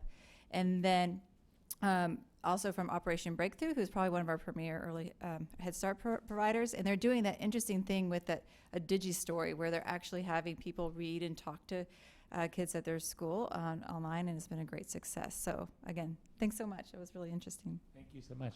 I love the evocative language, turn the page and breakthrough, so sort of the connection between turning the page. Whoops, what did I just do? Oh no, turn it off. Yay. Mary Nash from the Jacksonville Children's Commission Council. Thanks for joining. I love that the screen goes black when it's my turn to get up here. I'm Mary Nash. I'm from Jacksonville, Florida, and I also work for the city as part of the Jacksonville Children's Commission. And really just here to talk a little bit about our system across our city. We're the largest, not one of the largest cities land-wise in the country, and we have one of the largest school systems. So with that, you can imagine the wide system of family engagement programs that we have in our community as well. One thing about these programs is that they really do span education, income, and health. And we're really working to meet families where they are. So what makes Jacksonville unique? What makes us unique, and my colleague from United Way that's here and I were talking, that we both say this when we go all around the country, is that we truly are a community of collaborators that work together to ensure that we're meeting the needs of the families and the kids. And this is across funding sources. We have the school system at the table, funders, the city funding, early learning providers. And we learn together, we plan together, we research together, we fund together, which is exciting. But we now, today, with a lot of this, are really thinking about how do we take it to that next level? How do we come up with a community message to use the digital age with the families? Because I think that's where we are. That's the next step that we need to take. And one of the things that we were just talking about is, okay, this is great, but how do we get to that parent like who's in McDonald's and on her phone? How do we motivate that family to engage when she maybe is stressed and it's easier to look at her phone than to engage with her children? So this is great. We have a lot to go back and talk about and figure out how we can come up with that message as a community. So thank you. We're excited to be here. Yeah, great. And last up in this stretch is Amaya Garcia, who's a senior researcher here at New America. Hi. So I have to say that every time I'm eating at a restaurant with my children, I make sure not to pick out my phone because I always think about that study. And I don't know who's watching me and who's judging my parenting. Somebody could be out there. So I work here at New America on the Dual Language Learner National Work Group, and so a lot of what I think about every day is how children are learning and developing a second language. So what you said about, what Kathy said about that these strategies work for anyone, bilingual, multilingual, really resonated with me, because I think a lot about how we make those connections between the language that you hear at home and the language that you hear at school.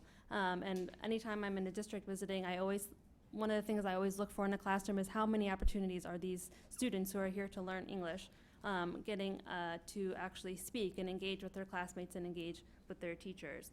And I think one of the most promising ways that we can do this is through something like dual language immersion, which actually helps integrate a language that you speak at home with the language that you speak at school, and it helps sort of elevate your language in a way that is not often done when you're classified as someone who's here to learn English.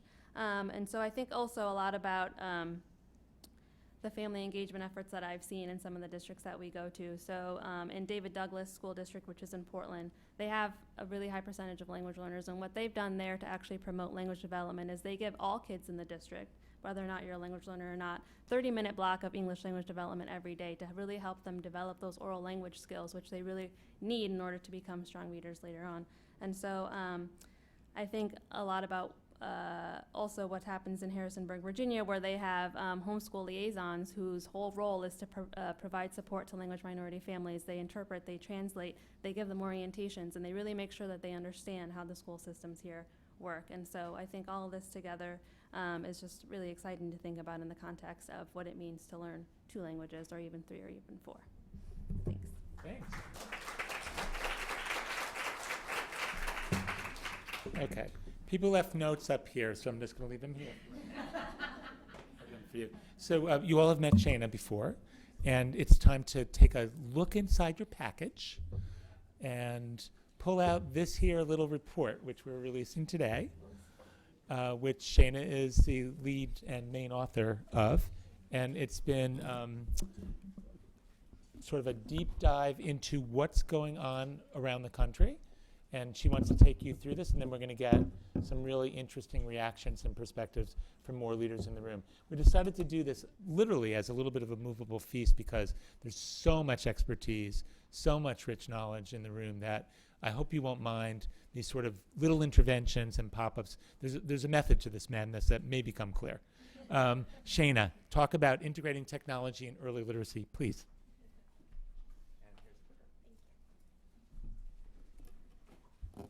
Hello again. Over the past year and a half, New America and the Joan Ganz Cooney Center at Sesame Workshop surveyed program leaders around the country who were using new tools to promote young children's early literacy and language skills. We created a map where innovative programs that shows where innovative programs are located, how those programs are designed, and what evidence of impact they were able to share. Now, this is a snapshot of our map on New America's data visualization tool called Atlas. To read more about each program, you can go to atlas.newamerica.org and click on the pin drops, and that will lead you to a program's profile. So we have a total of 37 pin drops on our map, representing the primary location of each program. The majority of programs focused on family engagement. 11 programs were school or center-based. 5 were public media partnerships. 5 focused on professional learning. And 4 had connections to a museum or a library. All programs offered English. 30 offered Spanish. And 7 offered languages other than Spanish, like Arabic or Mandarin. 60% of the programs served fewer than 1,000 children, and there was almost an even mix of programs serving children from 0 to 8 years old. Most of the programs used mobile apps on phones or touchscreen tablets. Programs also use text messages, as we've talked about some of these today, video conferencing that Kathy mentioned, websites, and other tools such as a word pedometer. So we rated each program for their evidence of impact. Elizabeth McClure, a fellow at the Cooney Center, spearheaded our rating system. Strong programs had conducted a randomized controlled trial on the impact of their technological tool, while developing programs were just in the beginning stages of evidence collection on the use of their tool with families and children. We found that 1 in 3 programs on the map were ranked as developing. This last slide is a map that we used in the paper to identify every program location around the country. So when you go on the atlas.newamerica.org on the website, those pin drops only represent the primary location, and this map shows where all the programs are located. The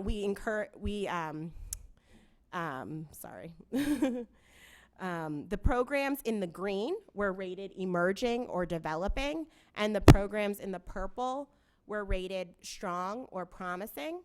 As you can see, we have many more programs in the beginning stages of their evaluation process. There's a lot more to dig into this paper. We encourage you to go to the map, which I've said several times, so please go. atlas.newamerica.org to review each program's profile.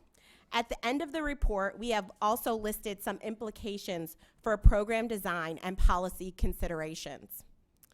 In the panel later today, or coming up soon, and the breakout session tomorrow, we will be talking more about those policy implications.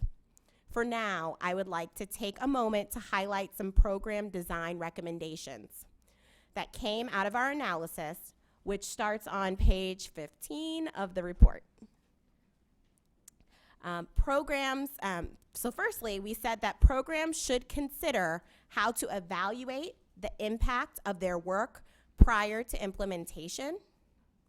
Our second recommendation was for program evaluate. We said that program evaluation should spur continuous improvement and reflect families' input. Thirdly, programs should remember the science that shows human relationships as a more powerful ingredient than technology by itself. And for those of you who were at the Build conference, we heard this wonderful talk about how the interactions Kathy was talking about, are really the active ingredient that drive forward language development and are the key component of family engagement. And finally, programs should, where possible, make their processes and outcomes open and available to others, building networks of professional learning. And for those of you who are at the Campaign for Grade Level Reading texting meeting this morning, we really are beginning to discuss how to create those professional learning networks, and we're hoping that this institute will foster that as well. So I'm happy to take questions during our breaks and during the reception. Now I'd like, just to keep the program going along, I'd like to call up some program leaders who are represented on the map. So the first person I'd like to call up is Anna Blagojevich from the Blueberry Harvest School. Anna was formerly with Mano and Mano, which started a program on the map called Comienza en Casa.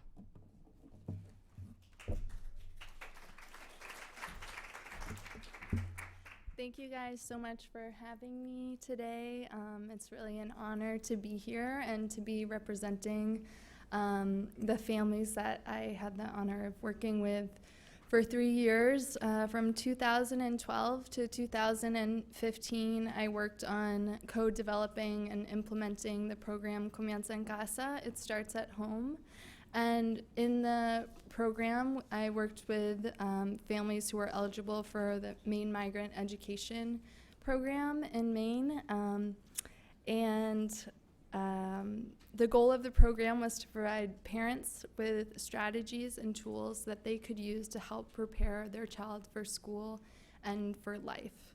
The program served families both using an iPad loaded with very carefully curated apps, and also traditional early learning activities. It incorporated home visiting. There were also group meetings at the school. We invited the kindergarten teacher to participate, which was wonderful. Also, we had group meetings and celebrations at the local library, so we really tried to partner with them as well. And we used different text messaging services and video modeling. We partnered with Ready Rosie, which was something that families really enjoyed. And thank you.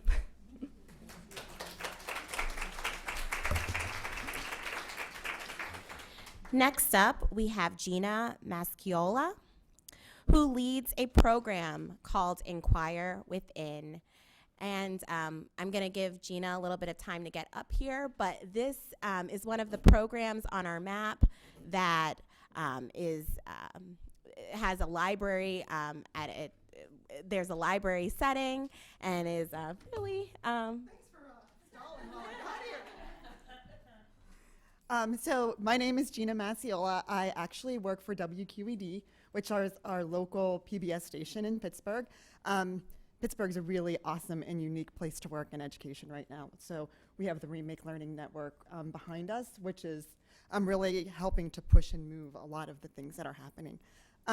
That being said, I used to work for Head Start for 17 years. I was asked by WQED on a volunteer basis to look at PBS Kids and a lot of the research and resources that they had and see how I could integrate those into my classroom and share those with colleagues. It took like 10 seconds for me to realize what that home to school connection could look like using lots of those things. And it helped to drive parents into my classroom immediately. It was amazing, the difference that we saw in our income numbers from that. So when I got to work at WQED full time, and not just volunteer that I did for 3 years, I took that same concept because I was working specifically with literacy and went to libraries and said, hey, this worked in my classroom, and I think it probably could work for you guys. And we've got tons of content that you can use to help support programs that you're kind of already doing already. And it will probably help to drive people in your doors. And so I had 5 librarians that were awesome and said, yes, we would love to try this. And so they actually tried it for 5 years. And their numbers were skyrocketing, and they were creating their own curriculums. They were creating the Curious Club using Curious George stuff, and Wildcat Wednesdays using Wildcat material. And it was amazing what they were coming up with. And I'm proud to say that in May, we had our first funded library launch, and we now have 13. So it's picking up steam. So we're super excited about it. And if anybody wants to know anything more about it, I'll be here till tomorrow, and I'll be happy to share. So thanks.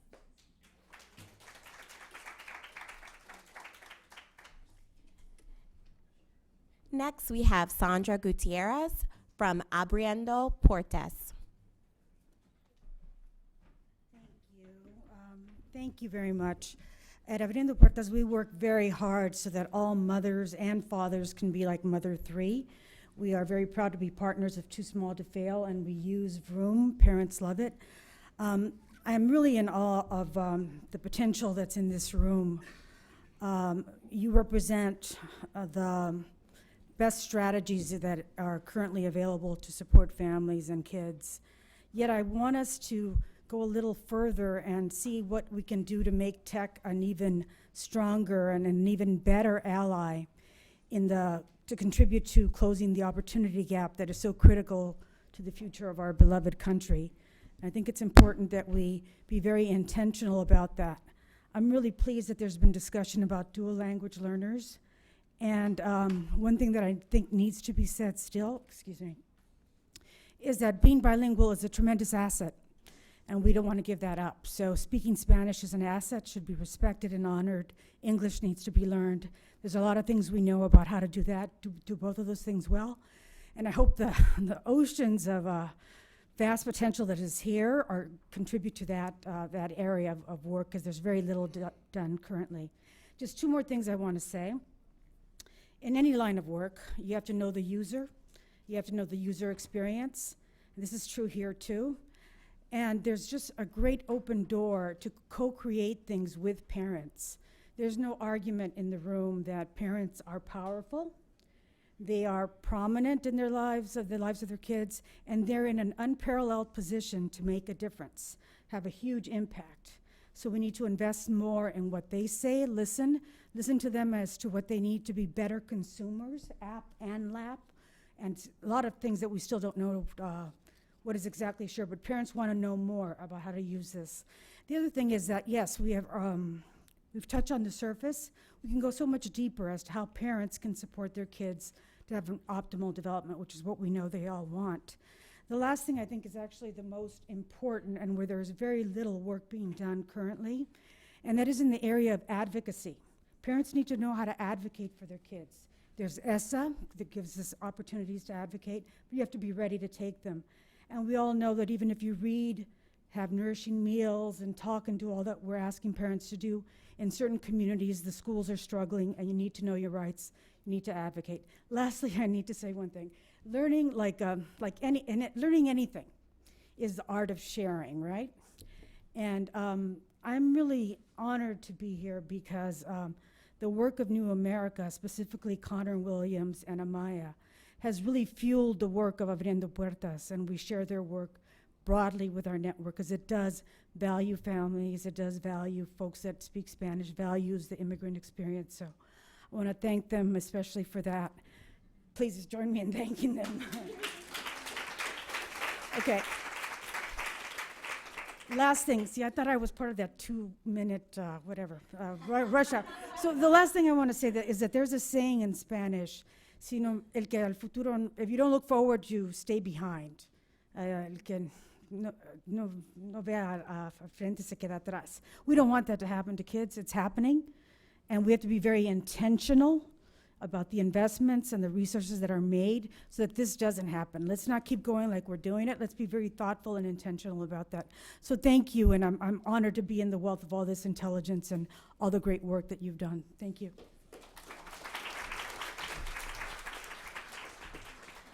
And finally, we'd like to welcome up Tiffany Graham with Parent Powered, which is an organization that has developed Ready for K.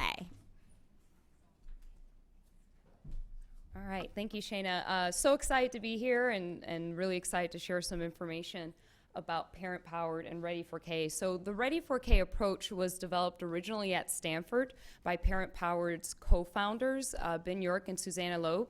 They conducted a randomized controlled trial on this program, and what it is essentially is we text message parents 3 times a week with easy strategies for how to engage their kids and help prepare them for kindergarten and beyond. So simple things along the lines of, while you're at the grocery store, find letters with your child, make it a game, who can find the most. So there's a very structured approach that we take where we send a fact message, a tip message, and a growth message.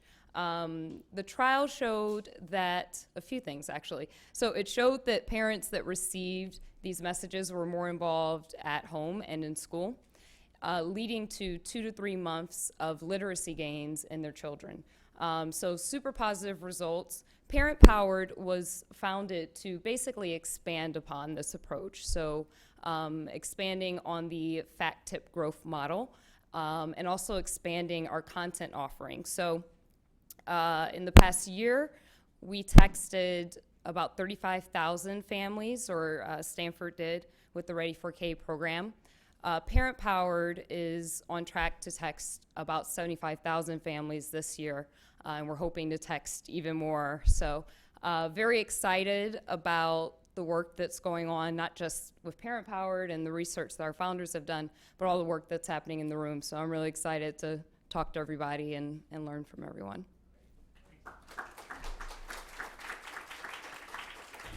Okay, so whose head hurts? So many interesting things going on around the country, and that was the idea behind the commitment to, mapping and tracking a lot of these commitments. But the other idea behind it was to really create a learning network so that, as I said at the outset, less parallel play, more orchestration, more coalition building, new mistakes, not old mistakes. So 2 things. One, does anybody have a further question about the map and where it's going or anything that's on it?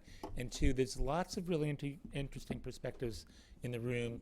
So if anyone has sort of a burning comment or wants to announce themselves as having something that's particularly interesting that everyone else should know about, this is our storming phase. So I know, for example, that my sister, Lori Levine, is doing some really interesting family engagement work that you might want to hear about. I know, for example, that PBS is doing some other, sort of parenting. So announce yourself. It's a time to announce yourself in terms of really interesting, burning questions that are on your mind or things that you want the whole community to know about that are resources. Foundation allies, you're funding interesting stuff that may not be represented in the room. Tell us about it. So we've got about 15 minutes. Who wants to go first? Lori.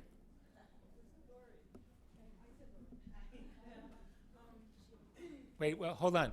This is live streaming, so you have to wait for the microphone, sis. This is the first time that we've been at a professional conference together in like 12 years. Yeah, about so 12 years. Welcome, Lori. So Michael and I have circled around each other in our careers for 30 or 40 years now. So, but every now and then we kind of all end up in the same room. So I'm sorry that Kathy left, because actually we're doing some work with Kathy on the work that we do with children around child outcomes, and I don't think she actually knows very much of anything. Where do you work, by the way? I'm not sure everyone knows. So I work at Acelera Learning. We actually directly manage Head Start programs that serve around 5,000 children, and then we have a technical assistance network where we provide support to around another 35,000 children in other programs through a variety of different models. And we actually use our own programs as a laboratory for developing best practices, and I oversee our family engagement work. And I think, hi Tony, I think that one of the things that I didn't necessarily hear yet today is how to build some of these onto the existing platforms and infrastructures of our national networks. And clearly, I've been working in Head Start on and off now for many, many years. And one of the powers of Head Start is this is still a network. It is probably the original two-generation model.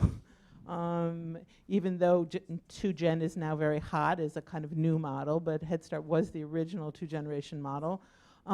It's also serves 1 million kids and families still around the country. And so there's an incredible ability to leverage. And so I think one of the things that we've been working on is, we've also been part of the Frontiers of Innovation Network at Harvard. And actually, I think one of the things that we're trying to do is how to actually use one of the main reasons that parents bring their children into a high-quality early childhood program, which is to really do a great job of supporting their children's development as the fundamental framework for beginning to model and coach around these high-quality parent-child interactions. And so we've actually just created a family curriculum that is built around these types of high-quality parent-child interactions. We've created a mantra called PEER, that stands for pause, engage, encourage, reflect, and extend. Those of you who are educators might recognize some of those kinds of interactions as some of the things that Kathy just spoke about. And we're using that actually as a way to engage families. So we're actually using the activities themselves as a way of engaging and modeling high-quality parent-child interactions and getting parents involved in that. Thank you. I want to also, because both Kwesi, keep the microphone there for a second, because I'm gonna ask Ms. Zimmerman, Elaine Zimmerman, to say a few. So both Kwesi and I think Sandra really brought to our attention just thinking of in some more nuanced, some new and different ways, but also some asset-based ways of thinking about language and adult capabilities that exist already in the community. And Elaine's been working on this set of topics for quite some time. Elaine, what are you thinking about now? Just curious. At this very you are, moment. stand up. Hi, Elaine Zimmerman. We have just launched the National Parent Leadership Institute, actually in partnership with the National League of Cities and Vroom, and we're about to be in a partnership with the children's museums in the country. The idea and the core question is what will help parents who want to lead for their children and other children be the messengers? Because we can be the messengers in agencies and in government to a point, but the truth is the social capital of parents are the really richest, to Sandra's earlier point, the richest messengers. So what makes parent messaging and sustainable? How is that reach? What expands a parent's social network rather than an agency's social network? How can parents become the messengers on this information? And what would it take to have that occur? And to your question, Michael, what parents have shared all over the country is they want to lead for themselves and for other children. They are not treated as assets or leaders by government or by many nonprofits. They are treated in a deficit framework. They are helped as if they are poor and fragile. But even the most fragile, when assisted with information, many parents will then expand their own social network and be so much better at messaging and reaching the families that we never reach. So I'm thinking, how do we turn this into a leadership strategy for parents as messenger. Great. Wonderful.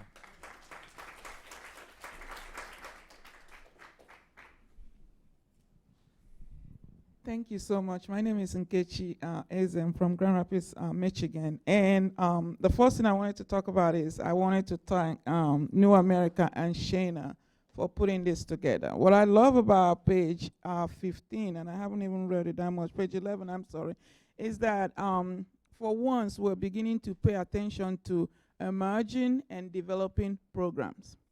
For a long time, my background is in early childhood education, and while I love the old program, the way we have been doing things, there's reason why all these new and emerging programs are creeping up, because it's not reaching all our children and our family. And we need to start thinking about alternative way to reach families. We can't just keep on talking about we can get hold of them and all that. There are programs around the community, around the country, that are doing exceptional work. And I think that we need to, every now and then, like New America, I challenge you guys to go into the community and see what is creeping up. You know, you're not going to be a best practice if somebody's not paying attention to that. In Grand Rapids, Michigan, we have 2 exceptional programs that is really generating a lot of data. One of them is called Baby Scholars, and it's really reaching a lot of family. But what I love about Baby Scholar, and we're proud of that, is that it's also giving us a different tools of different way we can reach parents. We are creating a community that really values early childhood education and teaching parents to use ordinary moment, ordinary routine to talk about early childhood education. Another program that I'm so proud of is called Early Learning Neighborhood Collaborative. So you could go to our website and check it out, because I know I can talk about it. But thank you so much for paying attention to emerging and developing programs, and I hope that this trend continues so that next time you do this mapping, there are so many other programs that need to be on it, and that's how we're going to make sure that we cover our community really with all this program, and parents can choose the one that best meets their need. Thank you so much. Thank you so much. Keep it right there, Christina. Nyla. So Nyla's new to the family engagement field in a certain way. I mean, her model is actually deepening its family engagement work. Say a little bit about what you're up to. Thank you, Michael. I'm Nyla from Jumpstart. And I want to talk about the family engagement piece, but I actually want to talk about workforce first, because I've been thinking a lot in this conversation, sort of hearing what Kathy's talking about and the importance of working with existing practitioners, but maybe even more importantly, the pipeline of teachers into the field and how we are training them, particularly in this work around developing rich language, right? Because we all sort of see what's happening in the classrooms, and the opportunities for teachers to really dig deep with children to help them build meaning, to create the kind of context that we've been talking about is really critically important. So I just hope we don't lose that in this conversation as we talk about family engagement, but we're also thinking about everybody who cares for children, because that's, like, I think, really our opportunity for the future. And we're doing more work on the workforce too, really thinking about sort of our resources of, now we have 4,000 college students who are increasingly diverse, who are about 50% of them first-generation college students themselves. So in terms of the future workforce and the kinds of people we want in the classrooms with our children, we at Jumpstart really see this as an opportunity for our growth moving forward. And then on the family engagement side, we have really been trying to capitalize on the opportunity of, again, these college students in the classroom really as liaisons with the family and building relationships with families. And we have been thinking about sort of a range of low-tech to high-tech touches or opportunities for engagement with families. We partnered with Tiffany and the Parent Powered to actually bring their program to Head Start families in the Bay Area. And then this next year, we're actually going to use that platform to reach all of our 11,000 plus families around the country and try to hone the messaging to align with our curriculum, which incidentally is really connected with what Kathy was talking about, and we're deepening our own focus on oral language. And then just the last thing I'll say too, because we had a year of just a lot of pilots around the country where we experimented with things. In the sort of much more engaged area, we've been doing some work in subsidized housing and public housing around the country, where we are doing sort of a real two-generation strategy, working with parents and the Jumpstart model with the children at the same time. So we're really having an opportunity to go much deeper in our engagement with families. Go ahead.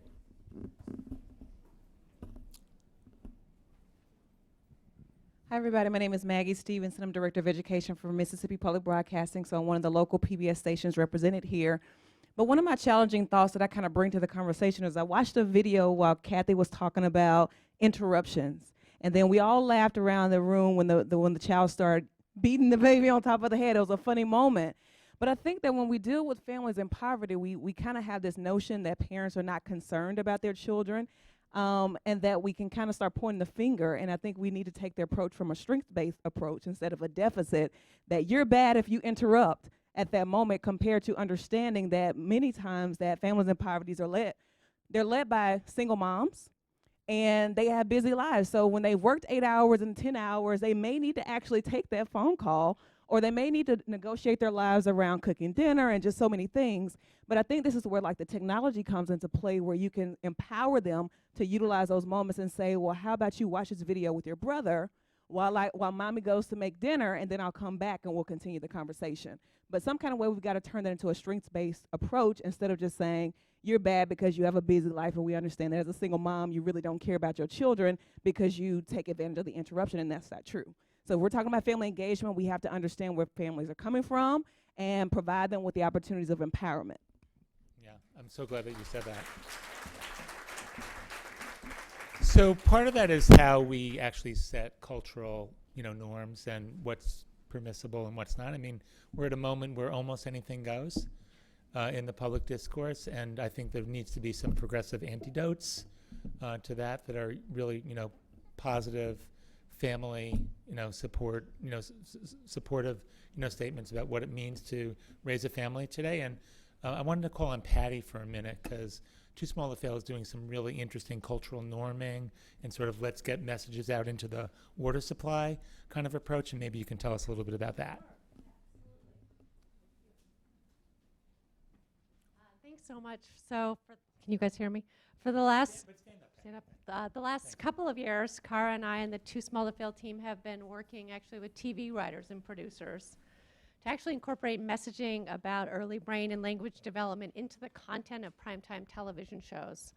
Our thinking is that similar to what's been done with public health issues, if you think about drunk driving or wearing seat belts, it's shifted cultural norms on how we think about those activities. So we thought, why not early brain and language development? Why not ask TV writers and producers to be part of the solution? And so we started this about 2.5 years ago. We did a convening in Hollywood for about 200 TV writers and producers, and we had a call to action which was twofold. One, can you talk about the issue of early brain and language development and the power of talking, reading, and singing? And two, can you model the kind of behaviors we want to see parents and caregivers engage in? So when you have a baby on the show, instead of the baby being a prop, actually show someone actually actively engaging with that child. So we've had 9 television shows so far integrate content. Some you would expect, like maybe Parenthood. Some you might not expect, like Orange is the New Black, Law and Order, Special Victims Unit. And what I will say about these shows is they are very creative, like the way they come up, but they're able to do it. But it's actually been really effective. And a kid show, Doc McStuffins, did a whole 15-minute segment on this.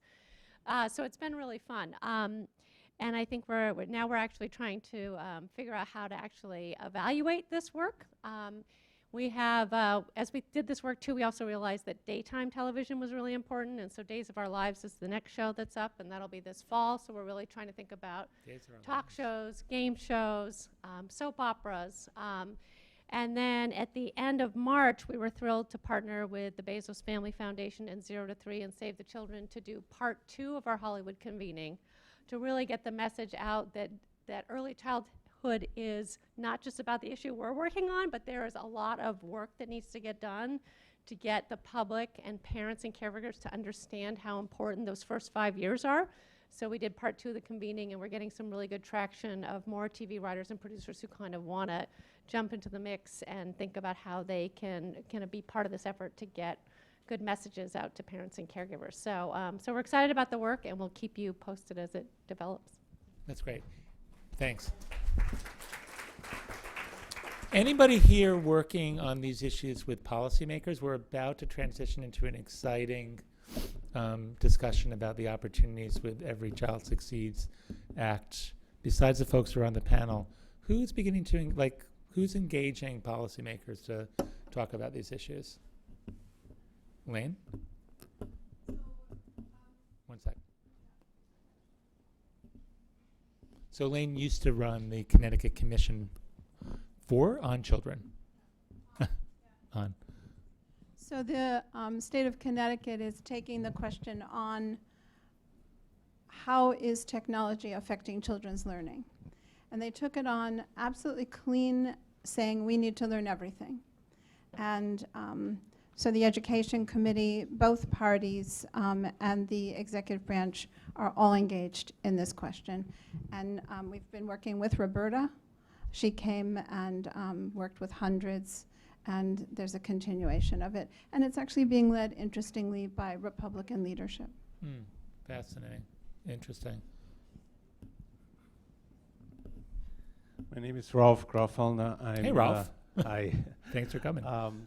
I just shifted gears. I was with the Department of Education in Maryland as an assistant state superintendent and worked on ESSA issues, and now I'm with the Council of Chief State School Officers and assuming the portfolio of early childhood education. So one comment I would like to make is that some of the information in the learning community that you're setting up is going to be very helpful in our discourse with the chiefs. I think on ESSA there is a technology component that goes through all titles, but particularly Title I. When I think about the Title I programs and what is still called parent involvement, we can switch over to family engagement and then have those kinds of strategies that you have laid out today as part of resources that are available to our Title I coordinators out there in local school districts, so that can be extended to those families that are part and parcel of our early childhood programs and elementary schools. Perfect. Rick, and then we're going to transition. And Jason, if there's anything you want to say about the policy work that Joyce is doing. Okay. I was just going to add, I think it's a wonderful point, but to add a little bit more meat to the bones in that, what we have witnessed through Title I and what some perceive to be family engagement or parental engagement is to bring in a guest speaker and have box lunches twice a year, and there's no kind of meaningful outcome-based or some kind of criteria of what that means, and I think that's real important as well. Great. And I just will do a quick little plug. So in Shayna's paper, there's a whole page how ESSA could enable innovation in family engagement, which talks about that Title I piece, what the law says, but to your point, Rick, how to really activate it so that it's meaningful and not just checking a box. Yeah. So that's a great conversation, a great segue. I will just say this. What's going on the map and just in general in terms of the many community initiatives that are making a big difference or on the verge of making a big difference is a lot of small scale with some medium scale and large scale initiatives mixed in. And I've said this once before on this stage, I'll say it again. We've got a lot of rose gardens and not much amber waves of grain. And what I think we need to do is to really think about the real challenge that we had early on from several of our speakers about the notion of scale. And I haven't given up on policy. My own training is in public policy, and it feels like things are locked and broken, but never fear, we will break through these difficult times at some point soon, I hope. We have a great policy panel coming up that's going to be led by Delia Pompa, who I would like to take a moment to introduce because she's worth introducing. Delia actually fairly recently moved to the Migration Policy Institute.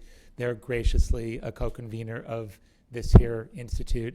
Delia for those of you who don't know, was for many years a senior vice president at La Raza, where she oversaw not only education, but all of the sort of health and social issues, and is one of the nation's leading experts on second language learning. She previously directed the what was known as OBEMLA at the time, and is a long-term friend and colleague of mine. She's prepared with a little bit of collegial support, a really interesting panel, and she's going to come up here and invite her co-panelists, and we're going to get into the policy issues. Thank you very much.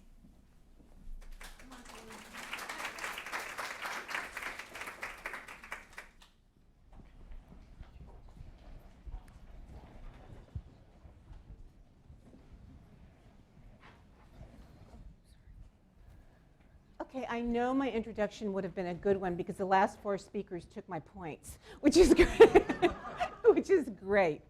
This panel is on the Every Student Succeeds Act, and I was really excited to be able to talk about this today because when I hear research and I hear these great programs, my mind goes to, it's okay, how do we do this in more places? How do more people find out about this?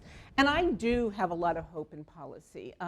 I do think the strides we've made in early childhood education, the strides we've made in serving kids who start with less and need more, have been because of policy. So we have a new law, the Every Student Succeeds Act. For those of you who aren't in K-12 education, I think you're going to be excited to know that there are many places within the law that now address early childhood education. So we're going to talk about that. It is a way to begin to take things to scale.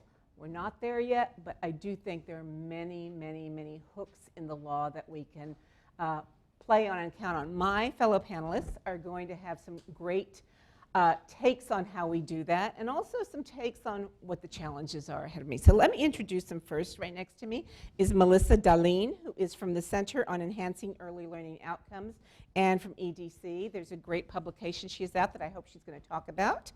Next to her is Reina Hernandez from the Illinois State Board of Education, someone who's worked in the field a long time and understands big systems and how to move states. And next to her is Danielle Ewan, from Ed Council, who has some very specific ideas about how we should get things done in moving through big systems. So you're going to hear about, you can't believe she has big specific ideas, huh? If you know her, you know she does. So as I said earlier, I didn't have the opportunity to talk about what I was thinking about as a partner earlier today, and I just wanted to take a few minutes to talk about that. I look at the Every Student Succeeds Act, and as I said, I have a lot of hope in policy. And I see 4 strands in the Every Student Succeeds Act that are very, very important to us in this room. Throughout Every Student Succeeds Act, you're going to see early childhood education mentioned. There are hooks everywhere in the Every Student Succeeds Act, in a K-12 essentially bill that focus on early childhood education. Throughout the bill, you're also going to see an infusion of parent engagement opportunities. And I think, having been around a long time, in a different way than just checking the box and saying, okay, you have to invite parents to the meeting or have a parents' night, really some opportunities for deeper family engagement. Throughout, someone mentioned earlier, there are technology provisions through all parts of the law that we can hang our hat on. And finally, for me and the work I do at the Migration Policy Institute, looking at how we integrate newcomers into our society, and we do it through the school, is throughout the act this time, there are mentions of young dual language learners, kids who are just beginning to learn English. And they are throughout the bill and in very important ways. So what I see before us and what I'm thinking about these days is how do you create a system out of all those points? And that's what our panel is going to talk about. So they have graciously agreed to give us their thoughts off the top of their head to begin with, and then we're going to go to some questions. So let's start with you, Melissa. Hi everyone, I'm Melissa with CELO, and I'm really excited to be here today. It's my birthday, and I get to spend it talking about my favorite subject.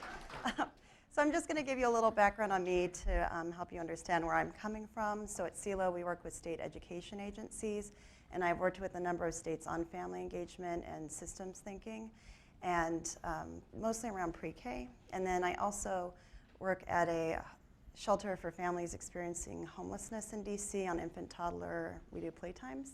And so I work with parents a lot there, so that's also informed my thinking in a lot of this. And so when I looked at ESSA, I was really happy to see that it extended parent to be parent and family members. And the language that's in there is a lot that's very inclusive.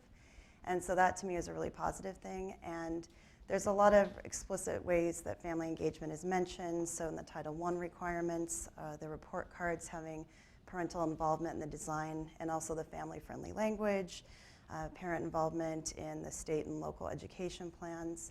There's also other areas where I see a lot of potential. Professional development comes to mind in Title II. There's mention of the transition from pre-K to K, and to me that's an obvious fit with family engagement. And there's a lot to think about how the role technology can play in that.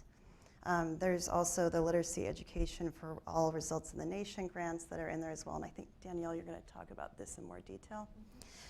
So that's there, but then I also have my concerns. I've heard this a few times about checklist items. And it's spread throughout there, and my concern is it won't be taken as an opportunity to be strategic. So when you have the families there, you have the parents there, getting their input and getting their opinions and having them also shape the agenda, I'm concerned that that won't happen. And I've heard from several people, teachers I know and other people, where at their school, family engagement is something that someone else mentioned this. Oh, we have to do this, it's a compliance thing, and it's not thought out and it's not tied to anything. So in the brief you mentioned, I talk about this, that we often want to go into the strategies first and into the action part, but we need to step back and also think about what are we trying to do? Is it family engagement for family engagement's sake, or are we going to really look at this strategically? And one of the recommendations I make is looking at frameworks.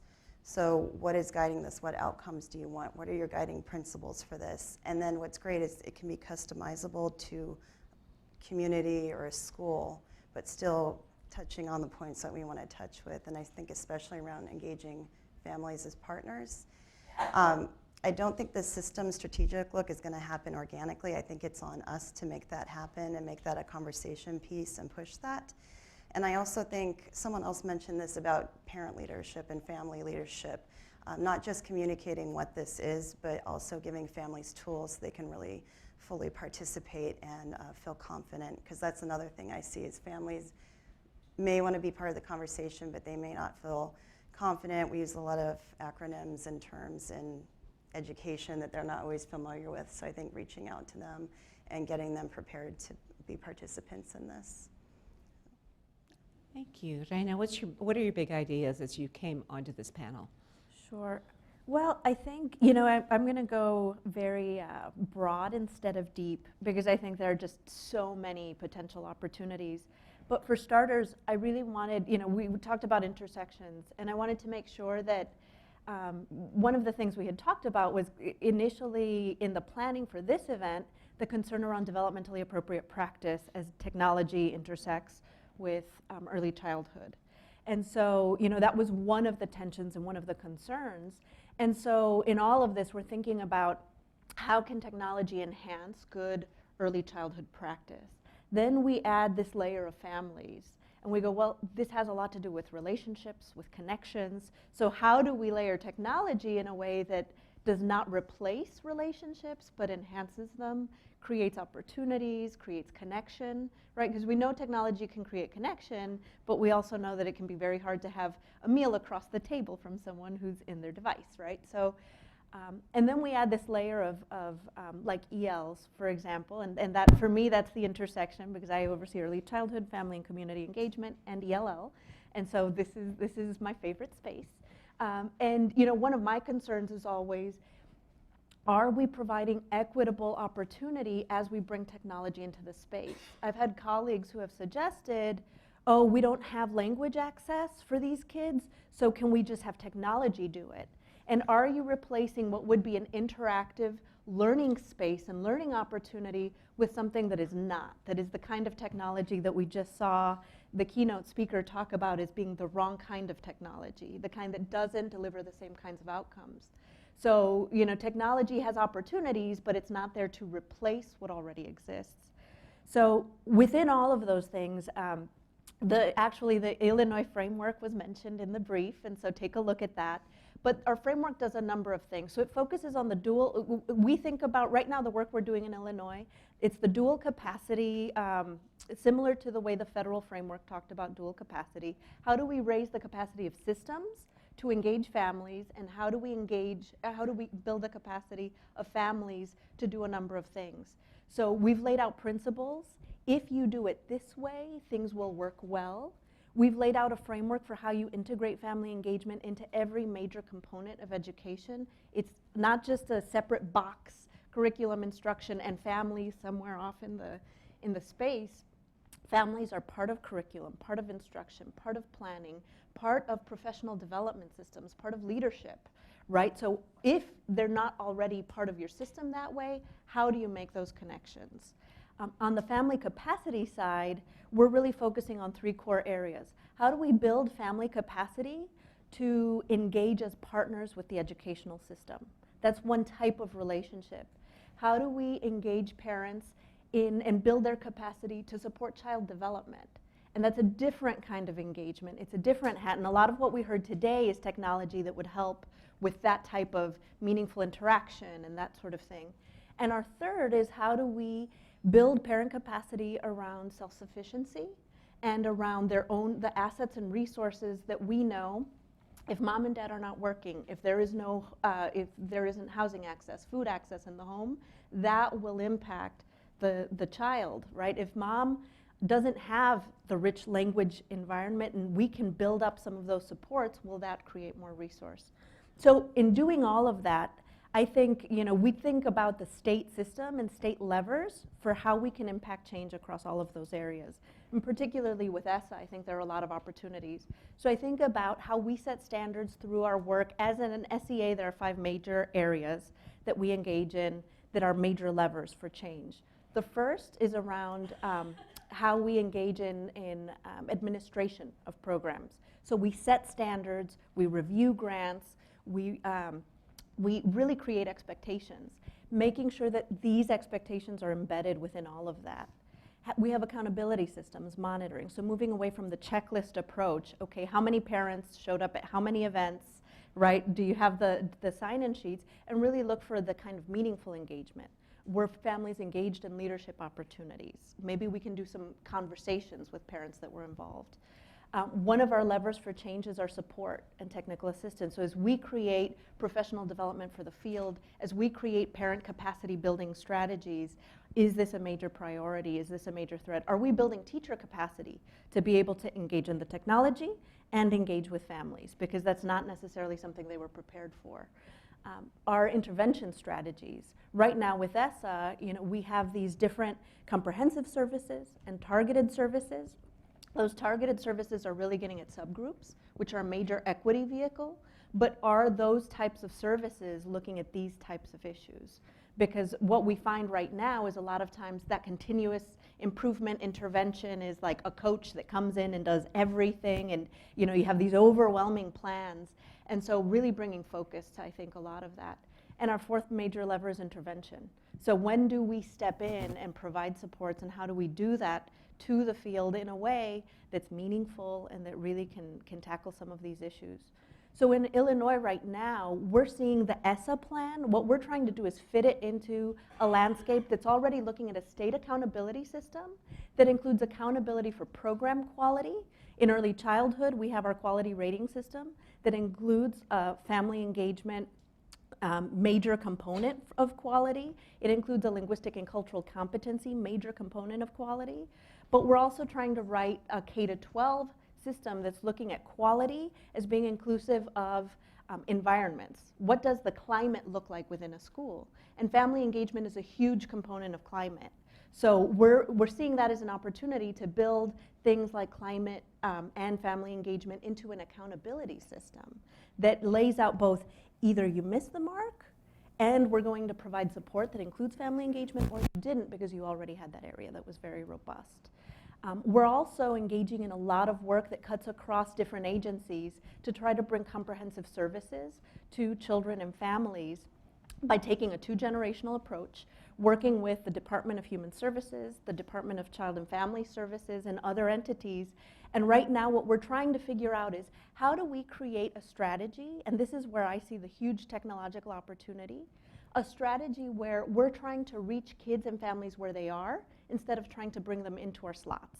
Because I think we've been focusing a lot on bringing children to where we are, and then we say the hardest to reach aren't showing up at our door. We're saying, well, every single child in Illinois is somewhere today, right now. So how do we go there and support that? And because that's a lot of more kids than we're currently serving, we're looking for scalable solutions, but that continue to bring best practice and interaction and everything that we know is good. So that's what we're really looking for.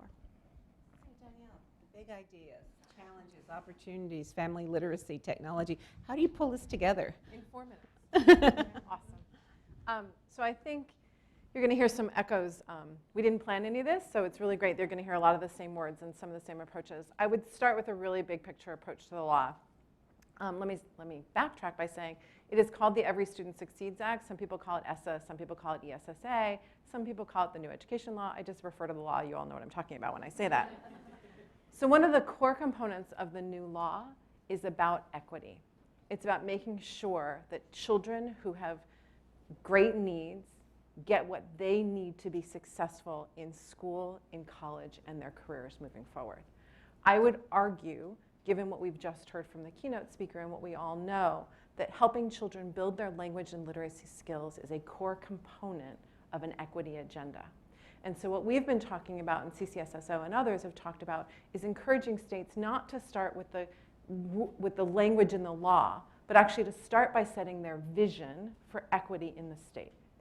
And so for us, as early childhood advocates, as advocates for underserved populations, as advocates for children who are trying to do better and their families, we need to go to state agencies and say, what is your vision to help children gain the language and literacy skills they need from birth to be successful?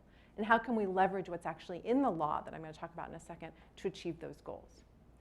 So Melissa talked about have your vision and then come to your strategies, which I think is a great way to talk about it. So that's the vision.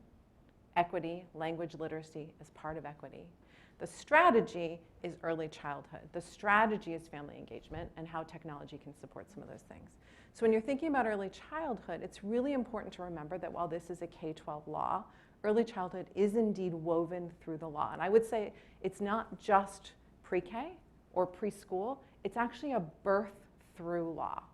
Many folks don't know that Title I has always been allowed to be used for children from birth through the age of school entry.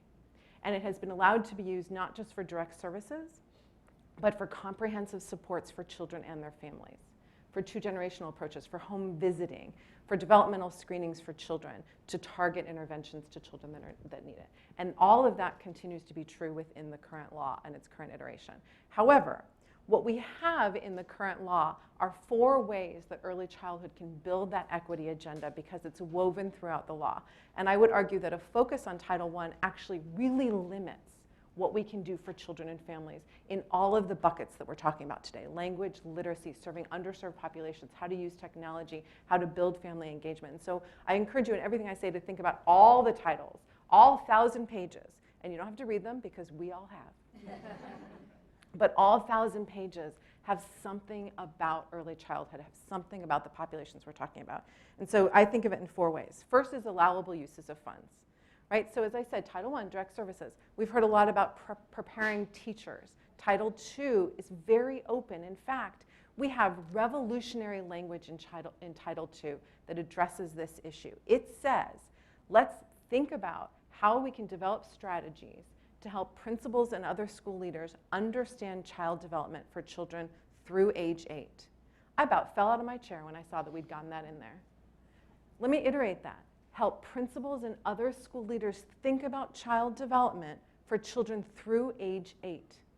In other words, ESSA makes it the responsibility, potentially, of state leaders and school leaders to think about how to build language and literacy skills in a developmentally appropriate way for children from birth through. So when we're thinking about how to advocate with state agencies, that's a big thing to think about. What's the professional development? There are a number of titles that reference how early childhood can be used to build services for children from language minority communities, for American Indian families, for Alaska Native children, and from where I sit, most importantly, for children who are facing homelessness. In fact, the law actually changes McKinney-Vento and now requires that state and local agencies focus on preschool children and ensure that they have access to a school of origin. We can talk about what that means, but really making sure that underserved children have access to where they can get the best supports, where we can then put resources in to build their language and literacy is really important. I know I'm at about 3.5 minutes on my 4, so I'm going to start talking incredibly quickly, and you all have to keep up. If it means you have to stand up and run, please feel free. So that was allowable use of funds and support for targeted populations. The third thing is direct investment. There actually are a number of places in the law where we can support children and families. We have preschool development grants, which we can talk about. The LEARN Act that Melissa talked about. I want to highlight that the LEARN Act is very specific on supporting professional development and successful strategies, including technology, to support literacy development in children from birth through 12th grade. So again, we see that system building approach throughout the law of thinking about children at their earliest possible stage and creating systems through our schools to get to where we want them to be. And promise neighborhoods. Please don't forget to think about promise neighborhoods as we're advocating for using the law. Promise neighborhood language actually talks about high quality early childhood as a pipeline service. In other words, if you are going to create a promise neighborhood that serves children and families in the best possible way, if you don't have high quality early childhood services, which for me is 2-generational, builds language and literacy, et cetera. If you don't have those services, you're not actually doing what the law requires. So it's critically important to think about that. And finally, this is about system change. I saved the biggest for last, so I would get an extra minute. I'm tricky that way. ESSA is about creating new systems. What you heard from Illinois is exactly what we want folks to be doing. It talks about building accountability systems, assessment systems, systems of continuous improvement, teacher effectiveness and evaluation systems, how to identify schools in need of improvement, how to build ongoing stakeholder engagement. In none of those sections will you see, and this is about young kids, people, but I'm going to say to you now, all of those things are about young children. Accountability is about saying that what you measure is what counts. So we need to help state and local agencies create accountability systems that measure things for children as young as possible. That doesn't mean I am advocating for putting children in desks at 1 year old, putting a pencil in their hand and saying, tell us what you can count to. But if we can start measuring things like chronic absenteeism for our youngest kids, evaluating whether kids have developmental screenings and what that means for interventions as early as possible, tracking suspension and expulsions of our young Black children as early as possible, those are accountability systems that will build equity and also make sure our children get access to the high quality programs that are building language and literacy that we need. That's just one example. The last thing I will say, I mentioned stakeholder engagement as one piece of the system. Stakeholder engagement, if done right, is one of the places where we can truly build family engagement, where we can truly attach families to schools as early as possible. And if your state has launched their ESSA plan process and families are not involved and early childhood people are not involved, I want you all to write angry letters and march on your state capitals and tell them that our people have something to say at the beginning of the process about what a high quality state plan should look like that is inclusive of young children's needs to be successful, to build their language and literacy skills, and to be part of a birth through 12th grade system.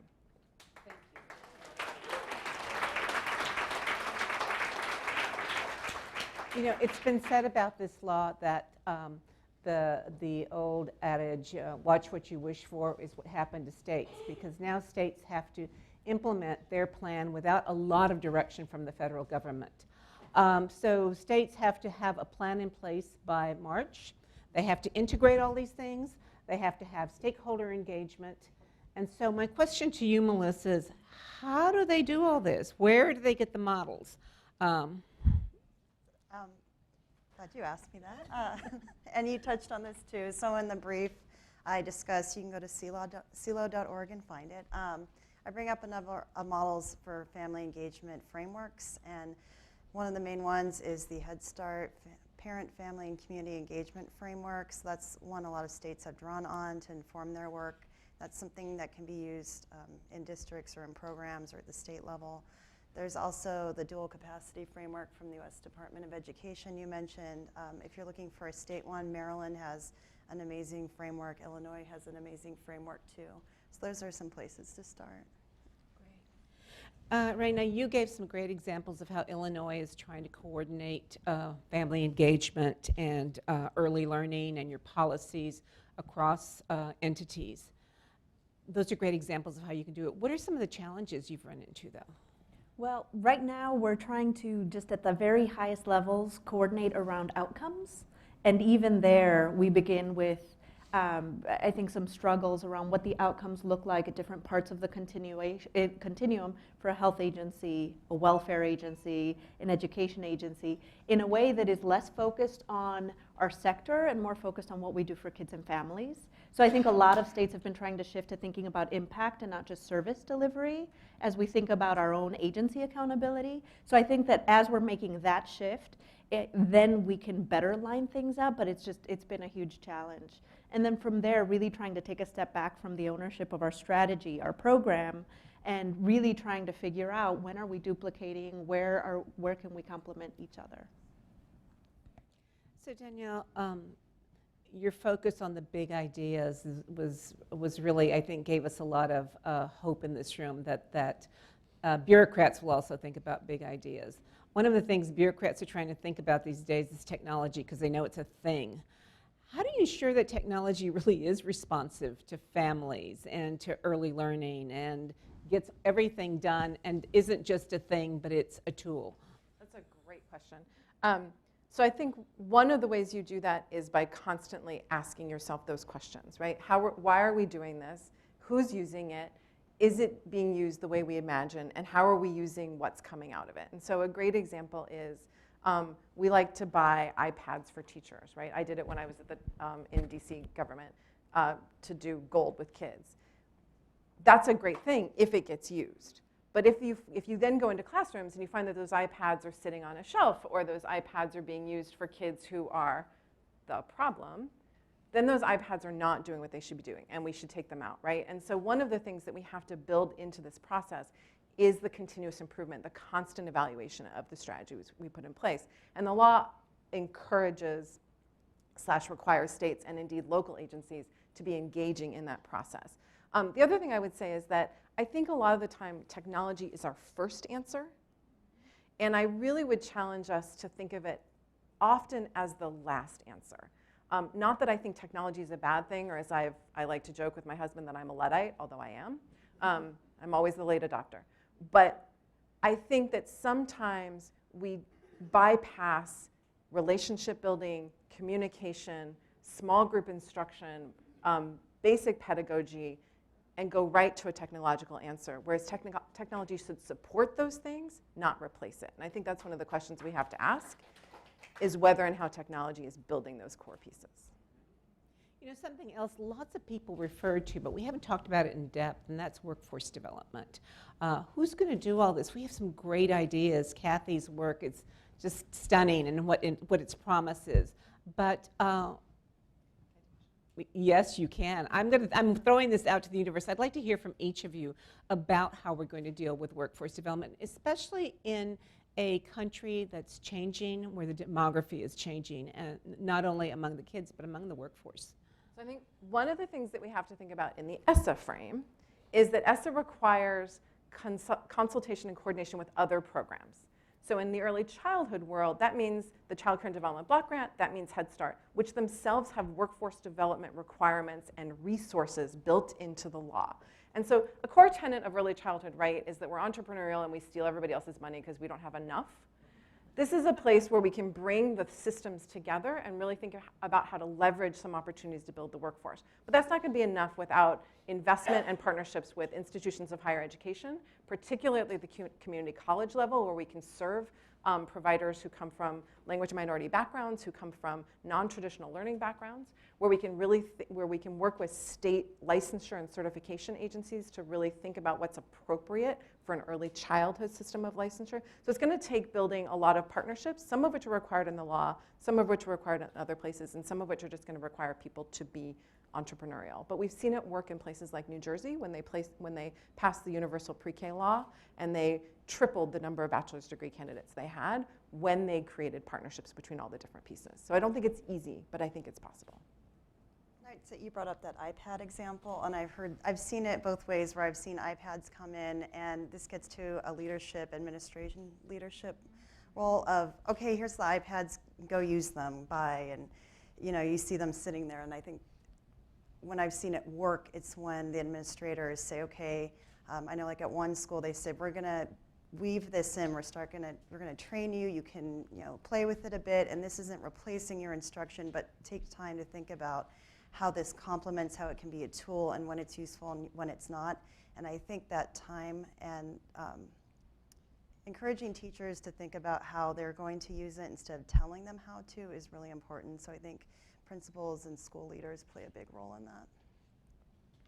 When I think about how we address the workforce issue, as a state administrator, I think both pre-service and in-service. And so when we think about the pre-service challenge, and anything that comes that's new, there's also a faculty capacity building. When in 2009, we had some policy shifts for really being able to provide robust bilingual education services, including native language instruction, which matters to English learners in the preschool setting. And that was a major shift for higher ed, because higher ed didn't have that capacity at the time. And we're a state that has had native language instruction since the 70s. And so other states are in a different position. So we began with faculty institutes, bringing together early childhood faculty and ELL faculty, and we were introducing folks from the same institution at times. And they started to build on technology platforms for sharing coursework, for sharing syllabi and things like that. So I think there's a piece around supporting faculty to be able to prepare teachers in service or pre-service. I think within programs there are a couple of leverage points. So one, we're thinking about our state professional development systems. So right now we've been coordinating between the child care PD system, the Head Start PD system, the preschool PD system, and we're trying to bring priorities. One of our priorities is community systems development, for example, being able to engage with partners. Bringing these types of things like use of technology in as a priority is really key. And I think one other is program standards and how we provide support. The preschool development grants had a major component around instructional leadership. And so I know in our state, we've actually funded instructional leadership positions and have provided training for those instructional leaders within pre-K programs. Well, how do we build the capacity of that instructional leader to provide the support to teachers and then to families and others around technology and literacy? And I would be probably strung up if I didn't also mention that we must think about how to improve compensation for the workforce, particularly the early childhood workforce. We have far too many very high quality providers in early childhood who have to move to the more formal K-12 system for salaries and benefits in order to support their families. And if we're going to keep those high quality folks in early childhood programs, we have to completely reform how we compensate them. And just worth saying, there's a huge equity issue as we think about compensation. And when we think about working with diverse families, I can tell you that I come from a state where the workforce diversity is very stratified based on the program and the quality components. And so quality is constantly in tension with diversity. And we've been trying to move away from that. But the higher the credentials required, the less diverse the workforce becomes. In a couple of minutes, I'm going to give you the opportunity to ask this panel some questions. So be thinking about what you want to ask. And I'd like to ask you all. I won't ask Jana because I know what she's going to say, because she's talked about the good model that Illinois is. But Melissa and Danielle, could you talk about some beacons of hope out there? Anybody implementing some of these ideas that you have and doing a good job of it? Do you want to go first? Sure. I think there's lots of beacons of hope, because if I didn't think that, I couldn't go to work every day. So obviously Illinois has led the way for lots of folks. Tennessee has done some tremendous work in building quality across various providers. Colorado is doing some wonderful work, particularly in Denver, in building a birth to third grade system and thinking about what the core components for children and families are when you build that system, and then matching them to an improved quality rating system across the state and getting increased access for children in high quality programs. Georgia has spent quite a bit of time not just building their universal pre-K program, but now using an early learning challenge grant, creating what they call E3 zones that are early childhood zones that are focused on high quality access for the whole community and really building, again, thinking about from an equity lens, how you get more children who are at risk into environments where we can build their language and literacy, where we can build family engagement and those kind of things and build better connections to schools. The Atlanta Public Schools as well are thinking about how to be part of a birth to third grade system. Surprisingly, I think Alabama has done a tremendous amount of work both in building high quality systems that are linked at least pre-K into kindergarten. And then because the woman who runs their Department for Children is actually now running the process to create their ESSA plan, they have a very young child approach to how they're building the ESSA plan. So those are a couple. Melissa? Build on to that. Like with Georgia, in terms of communicating with families, if you look at right from the start, go to their website. They have done a phenomenal job with really communicating what developmentally appropriate practices to providers and to parents and family members. I'd also say Maryland. I've talked to Maryland a lot, and with their framework, they're looking across all early learning settings, so it's not just one program, it's across all of them. And you touched on most of the other ones I was thinking. Well, and just worth make sure that folks know in the room, their family engagement has become a lot more robust. Early childhood, we know, has had a lot of support, and CELO and other entities. But it's great that Kwesi's here because we just had our 3rd annual family engagement conference with the new NAFSCI, National Association of School Family Community Engagement Partnerships. We actually have a state administrators group that meets on a monthly basis, and we meet once a year. And these are state administrators, Maryland and Tennessee and Texas, and we're at the table. And we're really thinking about things like ESSA and how we make that real. And so there are folks within the state, and if you don't know who they are, find them because they're huge partners as we're rewriting education right now. I like that, rewriting education right now. So what questions do you have in the audience? And I would remind you, if you haven't spoken, or if you're just speaking a second time, tell us who you are and where you're from. Still Kwesi. So Raina, I'm curious, after all these years, a couple of years ago it seemed that there was an effort by your colleges and universities to address the new certification requirement for principals. That I think Illinois may have been the first state to require a P12 certification for principals, and so that led to some new things. Can you tell us a little bit more about that? And I wonder if anybody else knows if any other states have moved in that direction. Sure. So the Link Initiative really brought together, so it added a lot of very robust requirements around principals. In particular, making sure that principals had both content but also practicum experience around early childhood, around ELLs, around working with students with disabilities, and trying to make those opportunities really reflect, I think, the kind of demographic shifts that we're talking about. But it was a huge redesign, and so there was a lot of bringing together. Some of our partners, like Illinois State University, were bringing together the prep programs, again, higher ed faculty. What we found is anytime we make a major shift like this, we have to bring higher ed on board and really help them make that bridge. What we've heard more recently, I think, is it's been a huge challenge regionally to find the practicum experiences that really do provide those robust opportunities. Early childhood isn't universal. The EL population is kind of concentrated in different places, but it's been the kind of learning curve that I think will give us that kind of instructional leadership. We've been trying to kind of mirror it with some in-service projects. So the Ounce of Prevention Fund has been working on a Lead, Learn, Excel project under our Early Learning Challenge grant that's really working with particularly principal leaders and trying to help them become instructional and administrative leaders within early childhood programs, knowing in a lot of places their purview is much bigger and they don't always focus on that area.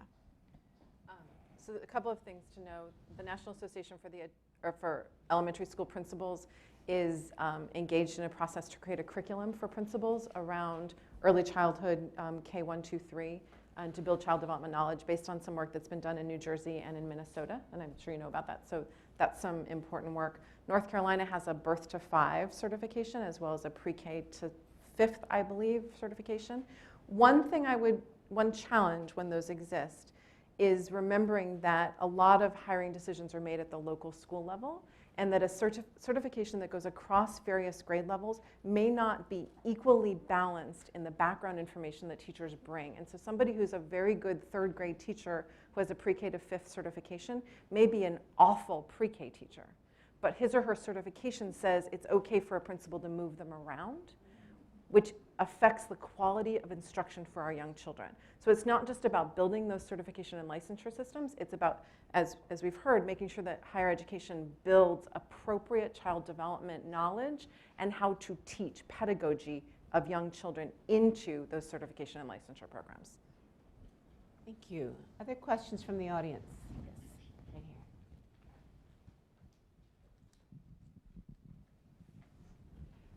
Hi, I'm Claudia Haynes from the Homer Public Library, and I guess I'm wondering how you see libraries and other community institutions and organizations fitting into the future under ESSA.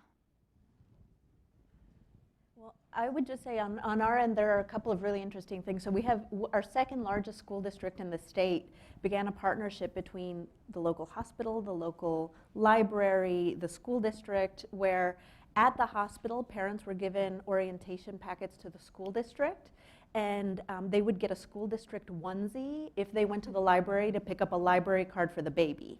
And so just right there, they were starting to set and it was a class of 20 whatever, right? And so they were starting to just create connections, small things, right? But that partnership came with other components. You're never too young to have a library card. You're never too young to begin to take your infant and be in those spaces. I think right now for us, we're seeing a huge opportunity around the building parent capacities component, looking for all the different partners, because I think libraries have been trying to find where they fit in this digital future. And is it about books? Is it about being a community space? Is it about courses and classes? That sort of thing, adult education. So I think in all of that, wherever a library is, we're trying to figure out, can we create a bit of a community schools type hub where we can start to pre-package some partnership opportunities for school districts that they can then kind of know what could a role for libraries be as we try to build parent capacity around these things. And could I just add that the idea that Raina talked about, I can see it right now being funded out of at least 5 different programs within ESSA, through Title I, through the community schools piece, through the early literacy piece. I'm trying to think, there are about 3 others I can think of, but there are lots of hooks in there.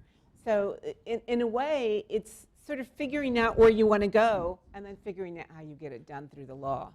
The other thing I would add is I think libraries are particularly important in supporting out-of-school time and summer learning, and making sure that as the state is writing their state plan, that you're at that table in the stakeholder engagement process to help push those ideas, programs, and hooks.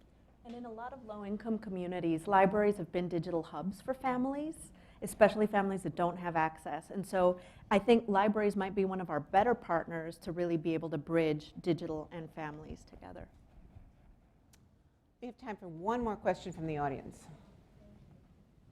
Thank you very much. This has been very promising. What's in the law about working with low-performing schools?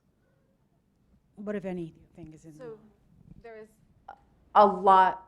There's a whole long, many-page section on schools in need of improvement and how states identify them, which is based on some of the accountability factors, which will be set by the state. What needs to happen once a school is identified, including a needs assessment, which, insert opinion, should include access to high-quality early childhood programming in the community, especially for underserved populations.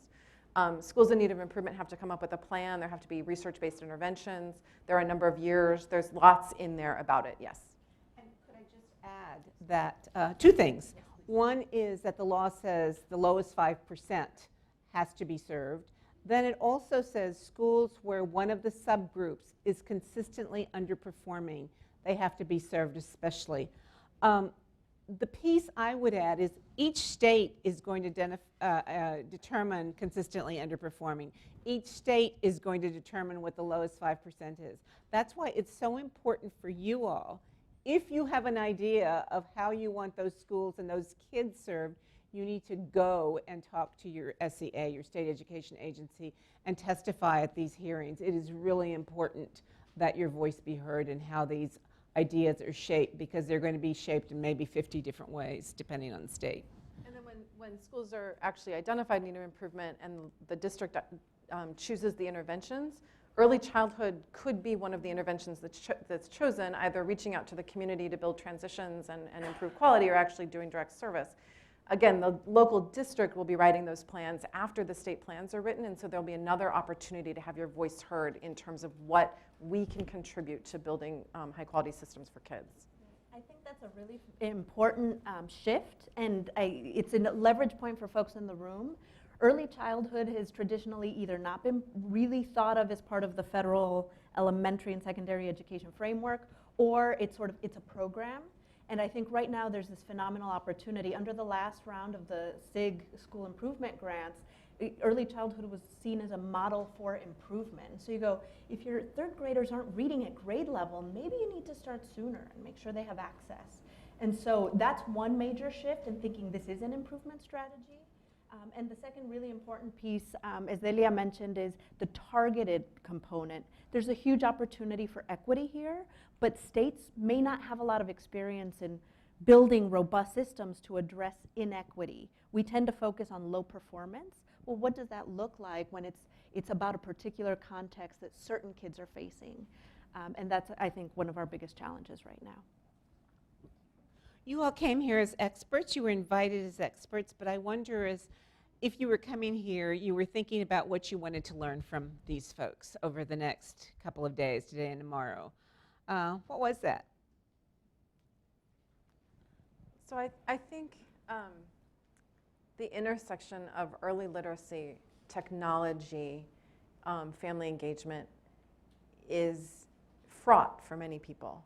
You know, we talked about what can technology bring to the table, and so I think I'm very interested in hearing those models that work, particularly in low-income communities, for language minority families, for families that are disengaged for various reasons, and how we can really bring services to them rather than requiring them to act with us.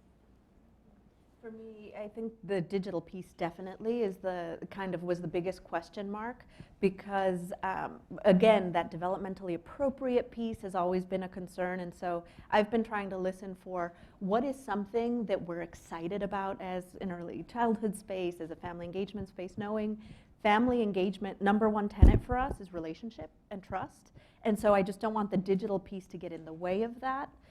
And we're particularly thinking about what about families that we may not be touching in other ways deeply? Are there strategies that may work if we have, we may not have that family actually participating on a daily basis with us?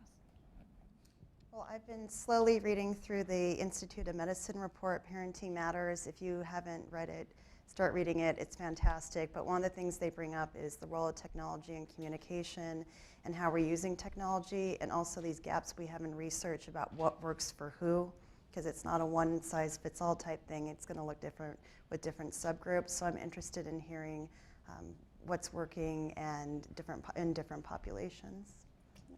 I hope we've proven that policy can be kind of exciting. and help me thank our panelists. They were really good.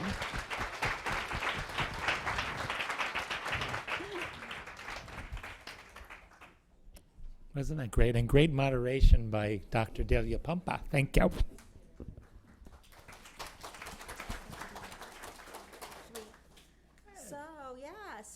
So Michael and I are just kind of close this out and talk a little bit about what we will expect, what we hope will happen tomorrow, and wanted to just make sure we kind of start to wrap some of these pieces together and connect the dots for you a little bit. But then we're not going to take too long, because we know we've been in this room for a while, and we're excited about the reception to follow.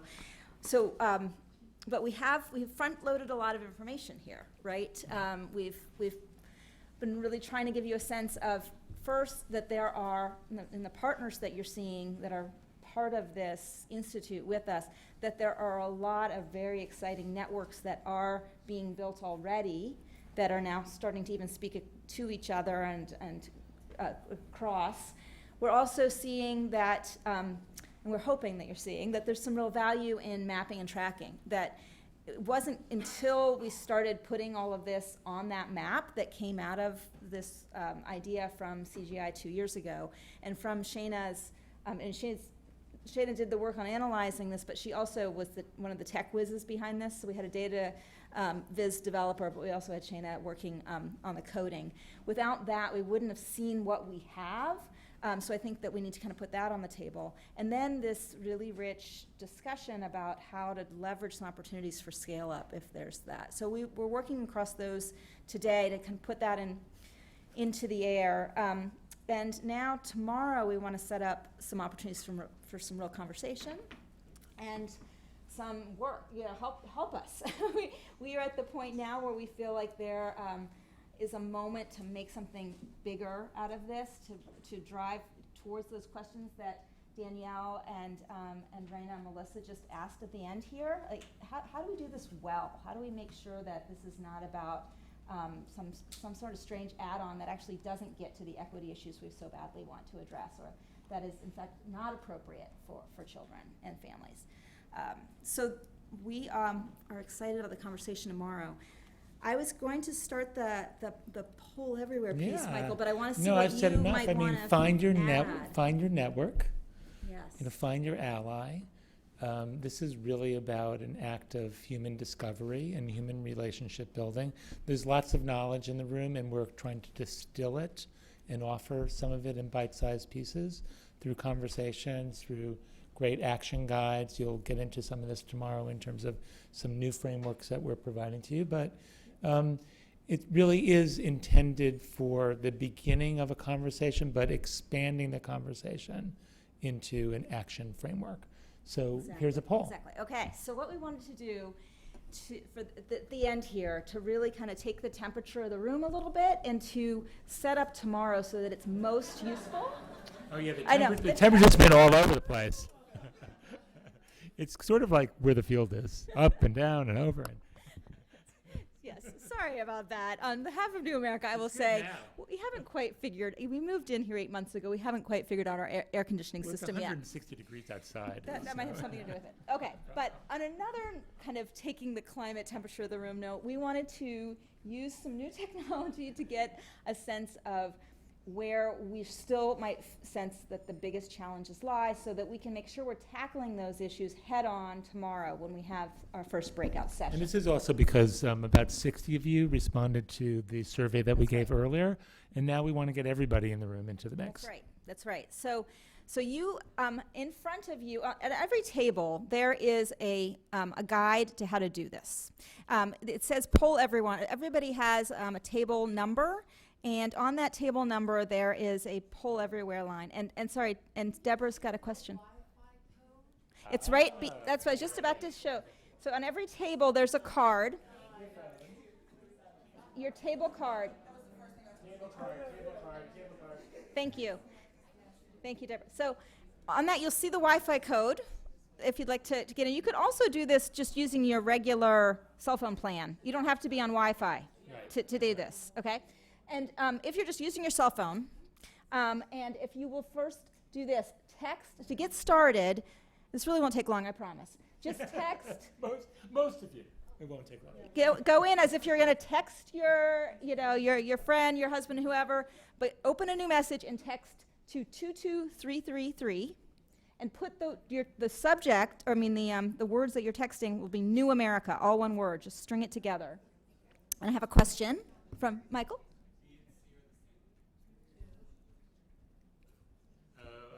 Okay, thank you. Choose C. Okay, sorry, I didn't see this. So some people are already doing this. This is so exciting. So everyone see this.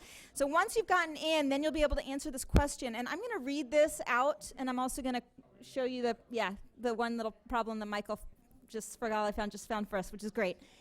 So what you do is put down what the biggest challenge or barrier you face in using a tech tool Is it limited funding? And if it's limited funding, pick A. If it's lack of internet access, put C, and don't worry about B, because we doubled that by accident. If it's your inability to serve families in their home languages, you can choose D. If it's concerns about using technology with families, with young children, et cetera, et cetera. Does everyone see it here? And definitely raise your hand if you're having any trouble. Yes, yes. Oh my goodness, is the poll full? The poll might be full. I think that we may have had a limit as to about 70 people or something to do the poll. So is everyone starting to get the full message? We may have reached the limit on our subscription. I'm sorry. We expected 70 people here originally, and 115 signed up. I think we'll just let this finally run out here, and I'll just read a little bit. We're going to capture this. In fact, maybe we should take a screenshot. Read it? Okay, I'm going to read it out for you. Thank you. So I'm just going to, if you guys can hear me, I'm going to read this now. A is limited. I know, but people can't see it in the back. They want me to read it to them. A is limited funding. B is, or C, or if you don't have reliable internet access, that's a big barrier. D is inability to serve families in their home languages. E is concerns about using technology with families with young children.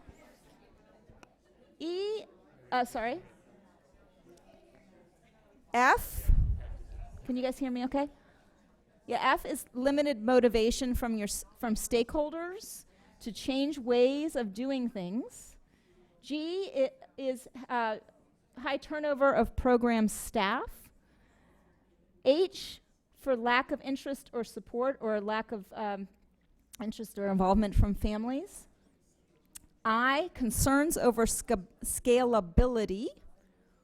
And put down J if your barrier is program evaluation or a lack of evaluation of your tech tool's impact.